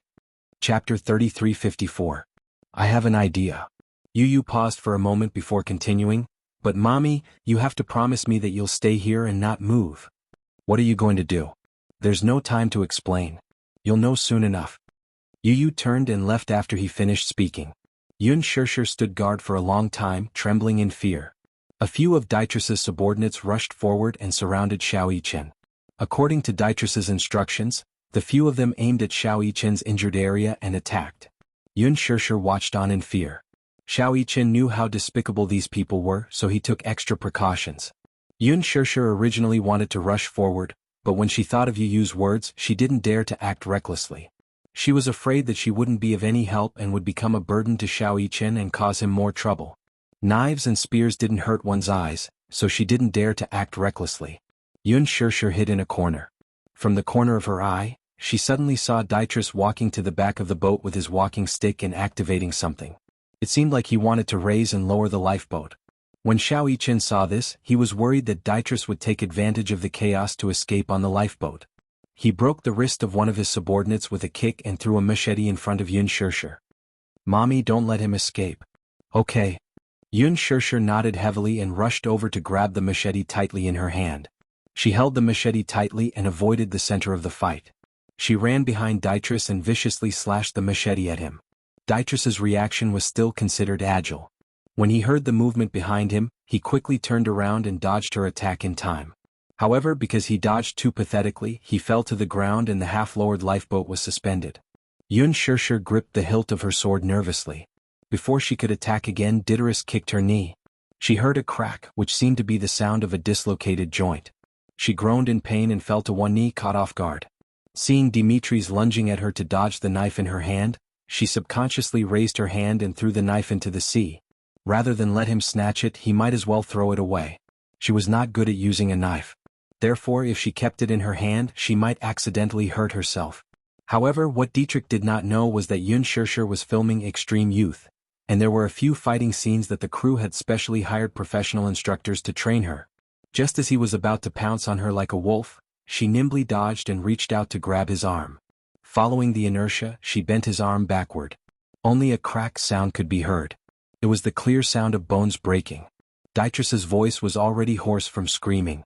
Due to the excruciating pain of the dislocated bone, he was drenched in cold sweat, but he could not make a sound. His eyes were ferocious as he looked back. Yun Shirshir's fist was aimed at his eyes. She was wearing a ring on her finger. This was a priceless jewel that was prepared for her to be auctioned off. The 1-carat diamond ring, which was extremely hard, pierced his eyes. Dietrich was in so much pain that his whole body convulsed. He broke free from her and covered his eyes as he rolled around on the ground. She struggled to stand up and nimbly tore off a large section of her skirt. Taking advantage of the fact that he could not retaliate, she tied his hands tightly behind his back. Chapter 33:55. When Yun Shirshir stood up and turned her head, she saw that Xiao Yichen was gradually losing his strength. The exhaustion on his face showed that he had overexerted himself. Yichen. In her anxiety, she was about to rush over when she suddenly heard rumbling footsteps from across the deck. It sounded as if a large group of people were running toward them. Everyone nervously stopped what they were doing and looked in the direction of the sound. They saw Yu running to the front with a large group of people behind him. He shouted at the top of his lungs, "Mommy, release the lifeboat. Quick." When Xiao Yichen heard this, he quickly rushed over to save the lifeboat. Yun Shirshir finally understood what Yu was doing. He must have been worried that Xiao Yichen would not be able to outlast these people. Hence, he ran to the banquet hall and told the bewildered guests that they could leave on the lifeboat. These people were eager to win, so they followed Yu. The rumbling of the crowd caused the entire deck to shake. The more chaotic the situation was, the more chaotic it was. In addition, no one stood out to give orders. Everyone was selfishly trying to survive and hoped that they would be safe. Hence, they did not care that their private actions would cause more and more chaos. Yun Shirshir was also desperately looking for a mechanism. However, no matter how fast she could not stop these crazy people. They quickly rushed over. In an instant, the sea of people was like a violent wave that destroyed Yu and Xiao Yichen. Yun Shirshir gritted her teeth and rushed into the crowd. When she saw Xiao Yichen being pushed to the ground, she was worried that he would be injured. Without thinking, she pounced on him and used her body to shield him from the crowd. When Yu saw Yun Shirshir protecting Xiao Yichen, he pounced on her with heartache. He hugged Yun Shirshir's back tightly and shielded her. Even though the crowd was surging, he did not let go. Creak. Due to the excessive number of people surging towards the bow of the ship, most of the weight was placed on the bow of the ship. In an instant, the cruise ship tilted too much in a certain direction, causing the middle of the ship to show signs of cracking. Along with the tilt, many people were caught off guard and fell into the sea. Some of their heads fiercely hit the poles and fell into the sea, creating a pool of blood. Yun Shirshir hugged Mu Yichen tightly while Yu hugged her. The three of them curled up in a corner and relied solely on Yun Shirshir's strength. She held onto the railing tightly and barely stabilized her center of gravity. At this moment, the sound of propellers suddenly came from the sky. Da-da-da! The dark night sky was suddenly illuminated by the light from the helicopter. In an instant, it was as bright as day. Everyone looked up at the sky. The cabin door of the helicopter opened, and a ladder was thrown down from the cabin door. Several fully armed mercenaries jumped along the ladder and landed steadily on the deck, raising their submachine guns. Sparks flashed at the muzzle of the gun. In the blink of an eye, they killed their way out. Yun Shirshir did not know where these mercenaries came from. Seeing that they killed people without hesitation, she thought that they were Dietrich's subordinates. She immediately hugged Xiao Yichen tightly in her arms, fear in her eyes. When Yu saw the logo on their uniforms, a calm smile suddenly appeared on his face. He suddenly stood up and was about to walk towards them. Yun Shirshir pulled him back nervously. You, what are you doing? Mommy, don't be afraid. Yu smiled and comforted her gently. It's okay. They're all my subordinates. What? Chapter 3356. Yun Shirshir was stunned. She looked at the row of valiant soldiers behind Yu and her mind went blank. Subordinates? Yu turned around to face them. The smile on his face faded as he said coldly, "Why are you only here now?" The three soldiers immediately knelt on one knee. Their tall and strong bodies were much taller than Yu. However, such strong mercenaries were actually kneeling in front of a child. The leader said in a low voice, "Sorry, sir. We were a step too late." Their appearance greatly controlled the order of the scene. When the crowd saw them, they did not dare to act recklessly. They quickly retreated, afraid that they would infuriate them and become cold corpses like the people they had killed. The helicopter slowly descended. The crowd moved aside, and the huge helicopter landed steadily on the deck. The propellers slowly stopped. Mu Yaja suddenly appeared at the cabin door. He jumped down and his gaze fell on her. When he saw her hand, he frowned and quickly walked over. When Yun Shirshir saw him, she suppressed all her grievances and forced a smile. He walked in front of her and half knelt on the ground. He held her shoulders tightly and looked at her from head to toe. She was worried that he would mistakenly think that she was seriously injured, so she quickly clarified, "This is not my blood." Mu Yaja clearly did not believe her. Only after he did a cursory check and confirmed that the blood was not hers did he relax slightly. In Yun Shirshir's arms, Xiao Yichen's body was slightly curled up. Due to his vigorous movements, the wound on his abdomen opened up again and blood stained her body. Xiao Yichen was obviously seriously injured. Hence, his eyelids were heavy. When he vaguely heard Mu Yaja's voice, he was relieved. However, he soon fainted. Yu quickly said, "Daddy, we can't stay here for long. The cruise ship has hit a reef and the hull is damaged. It will sink soon." Mu Yaja frowned. Yu continued, "Xiao Yichen's abdomen is injured. Daddy, he has lost a lot of blood and needs immediate surgery." Understood. Mu Yaja took Xiao Yichen from Yun Shirshir's arms. He stood up and walked towards the cabin door. When he turned around, he saw that Yu did not follow him. Mu Yaja turned around and said in confusion, "Yu, get on the helicopter as soon as possible." "Daddy, how many mercenaries did you bring?" "3. This helicopter can carry 5 people. Pilot Yu Xiaoyichen and Mommy? Mommy, I will send a mercenary to protect you. Let the mercenary stay. Muyaja said, you get on the helicopter. Oh. Yu glanced at Dietrich, who was unconscious on the deck. His gaze turned cold. I don't care about the others, but I have to take this old man with me. I still have a score to settle with him. He was worried. Dietrich was cunning and he had to keep an eye on him. The crew was evacuated separately to ensure their safety. Muyaja naturally did not agree. How could he leave him alone? No. Chapter 3357. Muyaja finally agreed. Yu smiled, walked forward, and stuffed a purple crystal into Xiaoyichen's clenched fist. In the rush of the crowd, many of the purple crystals had been squeezed out and rolled around. However, he held them tightly. There were still 2 left. These were gifts from Xiaoyichen. Now he gave them to him as a possession talisman. Yu was really worried about Xiaoyichen. Therefore, he hoped that Muyaja would take Xiaoyichen away as soon as possible for treatment. Yun Shirshir said, Yu, I'll stay with you. Mommy. Be good and listen to me. I'll be fine. You'll only make things worse if you stay. After all, it's more troublesome to protect 2 people than 1. As he spoke, he took a few steps back and waved his hand. Muyaja hugged Yun Shirshir's shoulders and brought her onto the helicopter. When the people on the deck saw this, they mustered their courage and walked toward the helicopter with hope of survival. A few mercenaries stepped forward and stood in front of Yu to protect him. They raised their submachine guns and fired at the deck. Everyone retreated a few steps in fright and could only watch helplessly as the helicopter slowly ascended and left. Yu sighed and turned around to look for something on the floor. When the mercenaries behind him saw this, they walked forward and asked curiously, Sir, what are you looking for? I'll look for it for you. No need. You won't find it. I don't even know what I'm looking for. I'll look for it myself. As Yu spoke, he lay on the floor and carefully looked for it. What he said just now was just an excuse. He stayed because he wanted to find the remaining purple crystals as soon as possible. He turned around and searched the deck. Finally, he found a few purple crystals scattered on the floor. He held them tightly in his palm as if they were his most precious treasure. Great. I finally found them. When he got home, he would string them together into a bracelet. He had to make it stronger and protect it carefully. He could not lose it so easily again. In the distance, another helicopter flew over and landed on the deck. The people on the deck were hopeful, but they did not dare to go forward. They were afraid of the 2 mercenaries beside Yu. They were well built and looked well trained. Moreover, they had guns in their hands. Bullets did not have eyes. Otherwise, they would have gone forward and boarded the rescue helicopter. Another mercenary walked down from the helicopter. Yu ordered him to bring Dyrus onto the helicopter. He planned to bring him back to Hurricane's headquarters to settle the score. And Yu. And Yu. Only a handful of the people here, Yu. Yu. She's only 3 years old. Hearing this, Yu could not help but feel a little sympathetic for her. The girl in his arms did not know what was going on.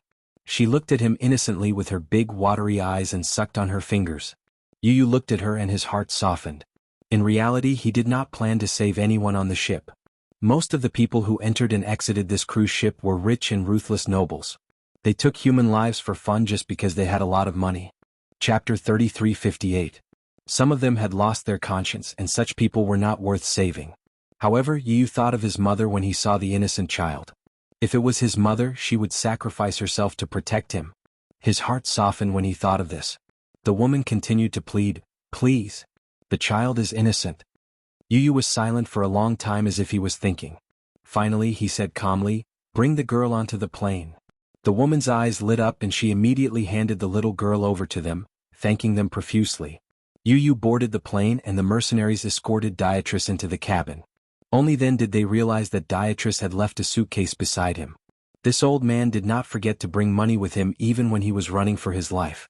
The plane started slowly and the propeller stirred up waves as it slowly rose into the air.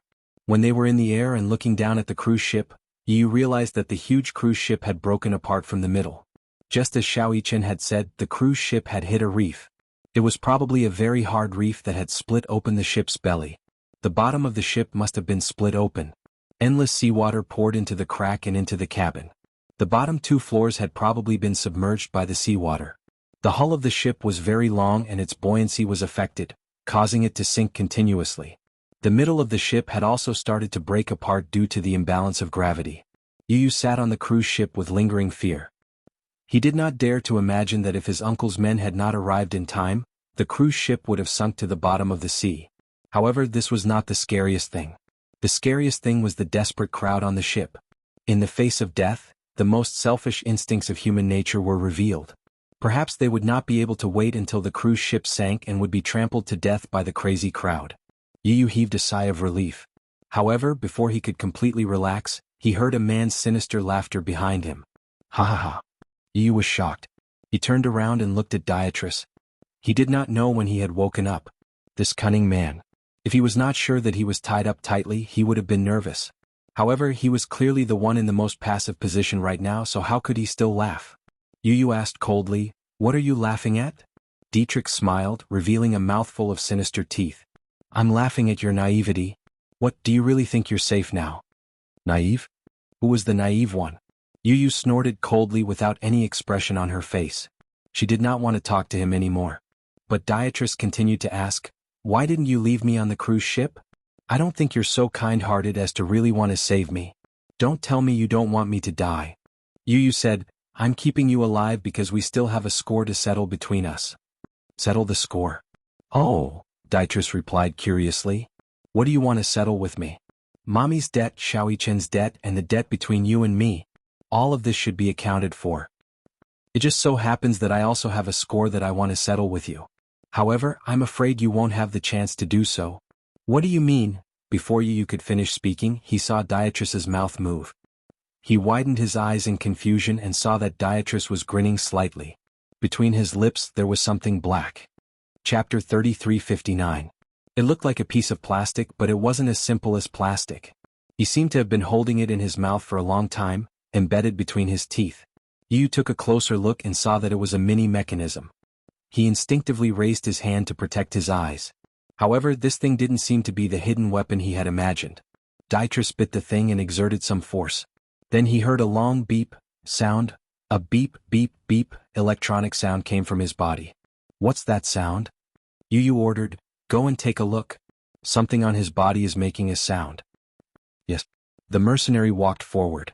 Dietrich stared at him like a tiger watching its prey, but his lips were curled into a smug and cold-blooded smile, as if he was determined to get his hands on him. "Behave yourself." The man punched him and the thing in his mouth fell to the ground due to the huge inertia. He picked it up and looked at it. His eyes were shocked. He kicked Dietrich to the ground and lifted his clothes. Sure enough, he saw a small mini box on his waist. He opened the box and saw that it was a mini time bomb. The bomb had already started its countdown. 60 seconds were running out. Yu also saw the bomb on his body. He stood up and walked to Dietrich's side, his eyes wide open in shock. Ha ha ha. Dietrich laughed crazily. He knew that he was going to die. Even if Yu spared his life, he would make him wish he was dead. He had already expected this. Hence, the bomb on his body was his last resort. Dietrich's lips split open and he laughed arrogantly. "Ah. Since I'm going to die sooner or later, rather than die in your hands, why don't you accompany me to hell? How about it?" Yu was so angry that he gritted his teeth. The mercenary squatted down to study the bomb, but Dietrich was calm. He said coldly, "I advise you not to move. Once this bomb is activated, it's only a matter of time before it explodes. Don't waste your time. Die with me. In your dreams." Yu immediately said, "Open the hatch and throw him into the sea." The mercenary nodded, squatted down, and nimbly removed the chains on his body. When they boarded the plane in order to stabilize him, Yu had ordered people to tie him to the rack. Now the chains were heavy and it would take some effort to untie him. Dietrich laughed even more proudly. "You're too smart for your own good. When you've undone it, throw me into the sea. You won't be able to escape death." "Shut up. Don't underestimate this bomb. It's so small, but I don't mind letting you see its power." Yu gritted his teeth and grabbed his collar, glaring at him. "Don't you dare." 30 seconds left. The bomb was about to explode. It's too late. He made a prompt decision. He knew that if they wasted time on unlocking the chains, they would really be buried with Dietrich. The mercenary opened the hatch and looked at the sea. He turned around and exchanged glances with Yu. He nimbly put an oxygen mask on Yu's face and hugged him in his arms. Yu immediately understood what he was going to do. "Are you crazy?" Sir, I'm very conscious. Chapter 3360. You have to understand that if you jump from such a high plane, it's no different from falling from a 10-story building. Trust me. The mercenary carried him to the cabin door and hugged the child tightly. The other two mercenaries also approached. The pilot initiated the emergency landing procedure and walked to the cabin door as well. Wuxia walked to the back of the ship and looked into the distance. In midair, the helicopter was slowly approaching. It could be seen with the naked eye and would land in a few minutes. Yun Shirshir and Xiao Yichen had already been sent to the ship's medical team. Wuxia was only concerned about Yu, so he walked to the helipad to wait for him. Gong Jie was looking into the distance with a pair of binoculars when he suddenly noticed something. His eyes widened and he was extremely shocked. What's going on? Wuxia, who had originally calmed down, immediately became nervous. He snatched the binoculars from Gong Jie's hands and saw the cabin door open. A few mercenaries stood at the cabin door in an orderly manner. The biting cold wind blew, and one of them was holding a child tightly. He recognized at a glance that the child in the man's arms was Yu. However, the strange thing was that they were planning to jump off the plane. Wuxia almost didn't have time to think. The next second he saw 4 people jump out of the cabin door one after another. Their bodies were like feathers, lightly floating toward the sea. What's going on? Gong Jie also saw this scene. He rushed to the railing nervously and held the handrail nervously. However, there was a loud boom. Then, the helicopter exploded in an instant. It was as if a curtain of fire had exploded in the night sky. Even though they were far away, they seemed to be able to feel the air waves caused by the explosion. It was almost spreading toward them. The deck also shook and the explosion caused strong waves on the sea. The ship was slightly jolted. Gong Jie was frightened and his breathing suddenly stopped. Wuxia clenched his fists, but his gaze was fixed on the figure that kept falling toward the sea. His heart suddenly stopped beating. It seemed that the explosion had occurred in the cabin. The entire fuselage shook, and the propeller was broken and scattered. At that moment, it was as if the end of the world had arrived. The entire world was gray and the turbulence was as if the earth was shaking and the mountains were shaking. The tragic fire and a cloud of fire instantly disintegrated the helicopter into ruins, and the black wreckage kept falling toward the sea. Wuxia's eyes suddenly turned red. Yu. Gong Jie was so shocked that his throat seemed to be blocked and he could not make a sound. No. Yu was hugged tightly to the man's chest. His large palm protected the back of the boy's head as he buried his face in his chest. His large body formed a bundle that wrapped the boy in his embrace. He only felt that the two of them were in a straight parabola, like a sharp needle, piercing through the air and piercing into the calm sea. The burning wreckage kept falling, and among them, there was a broken propeller that smashed onto the man's back. There was a loud sound and he seemed to have heard the sound of his back breaking. He was so nervous that he closed his eyes and fell into endless despair. Crash. Chapter 3361. Even though Yu was being held tightly in someone's arms and the impact was reduced significantly, falling from a height of more than 20 meters and hitting the surface of the sea was undoubtedly the same impact as falling from a tall building. He held onto his breathing mask tightly and greedily sucked in the meager amount of oxygen. The mercenary who was holding onto him suffered a huge blow to the head. He suffered from intracranial hemorrhage and died on the spot. Even though he was already dead, he was still holding onto him tightly. Unfortunately, it was this kind of protection. Yu was locked tightly in his arms. As his body fell, he kept falling into the abyss. He was getting further and further away from the surface of the sea. He kept reaching out, but it was all in vain. Mommy? Yu struggled to open his mouth and a string of vague syllables escaped. Daddy? Brother? He kept struggling. His survival instinct made him want to live. More importantly, it was because he was worried about the person in his heart. Yow! The helicopter disintegrated in the air. The burning wreckage fell into the sea and floated on the surface of the sea. The sky was filled with smoke.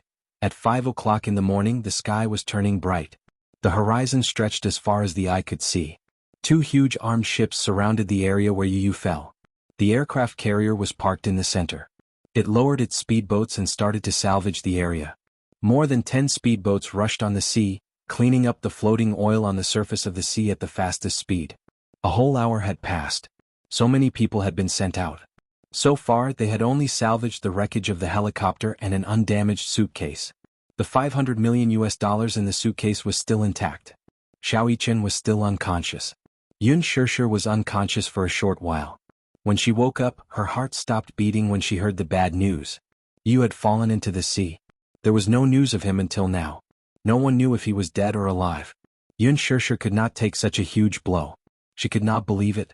However, when she rushed out of the cabin and saw the scene in front of her with her own eyes, she finally believed that Yu had really fallen into the sea and disappeared.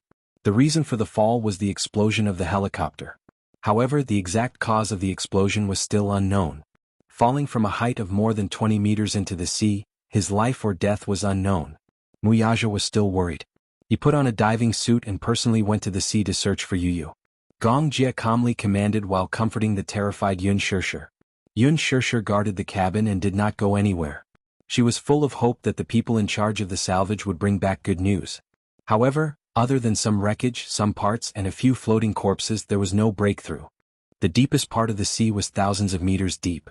So far, the people that were sent out were mainly searching within 300 meters of the sea surface. 300 meters was the maximum range that could be searched. The deeper parts of the sea were places that humans could not go. It was too dangerous and required the use of instruments. The ship was equipped with such instruments and had been thrown into the sea. However, the images that were sent back did not show any clues.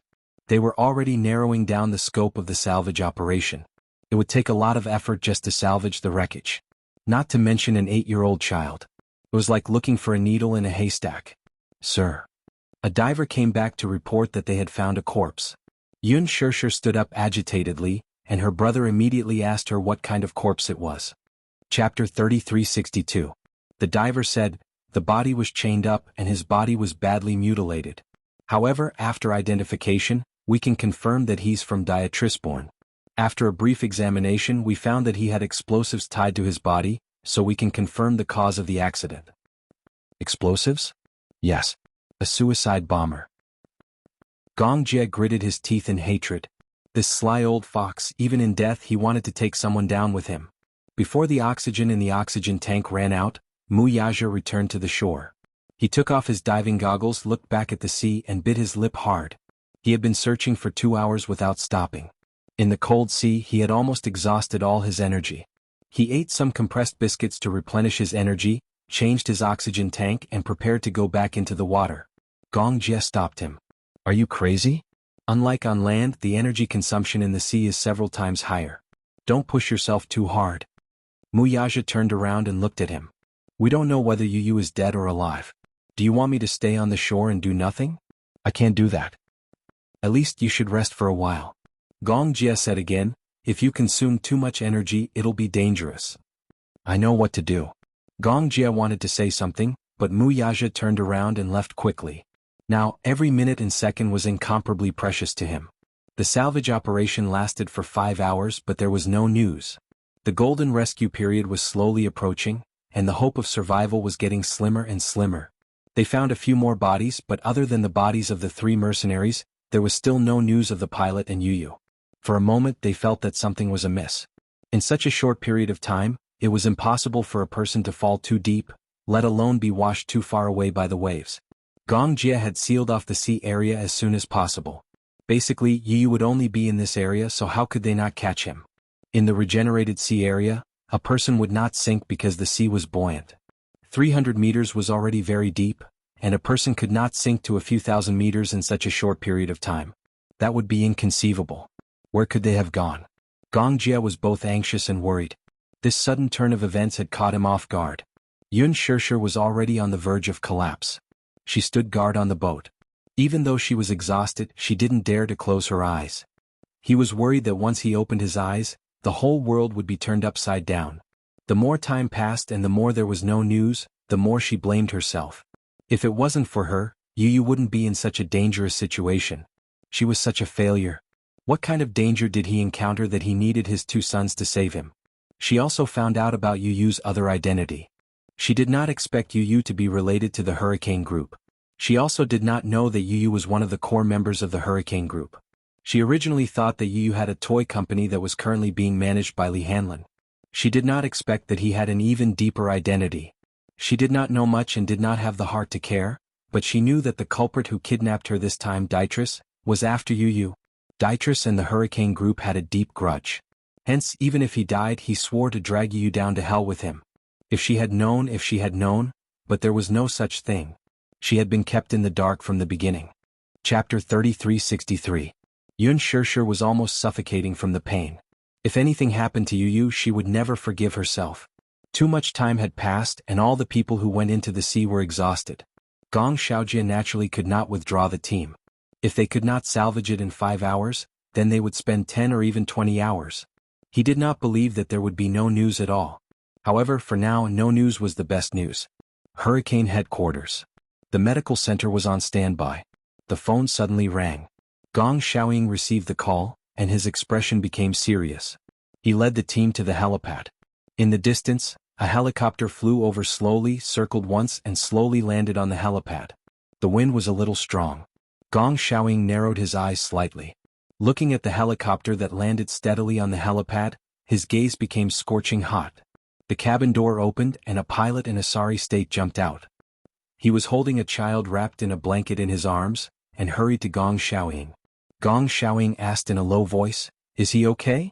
The pilot took a deep breath, shook his head and answered in a serious tone, "Boss, fortunately he's fine.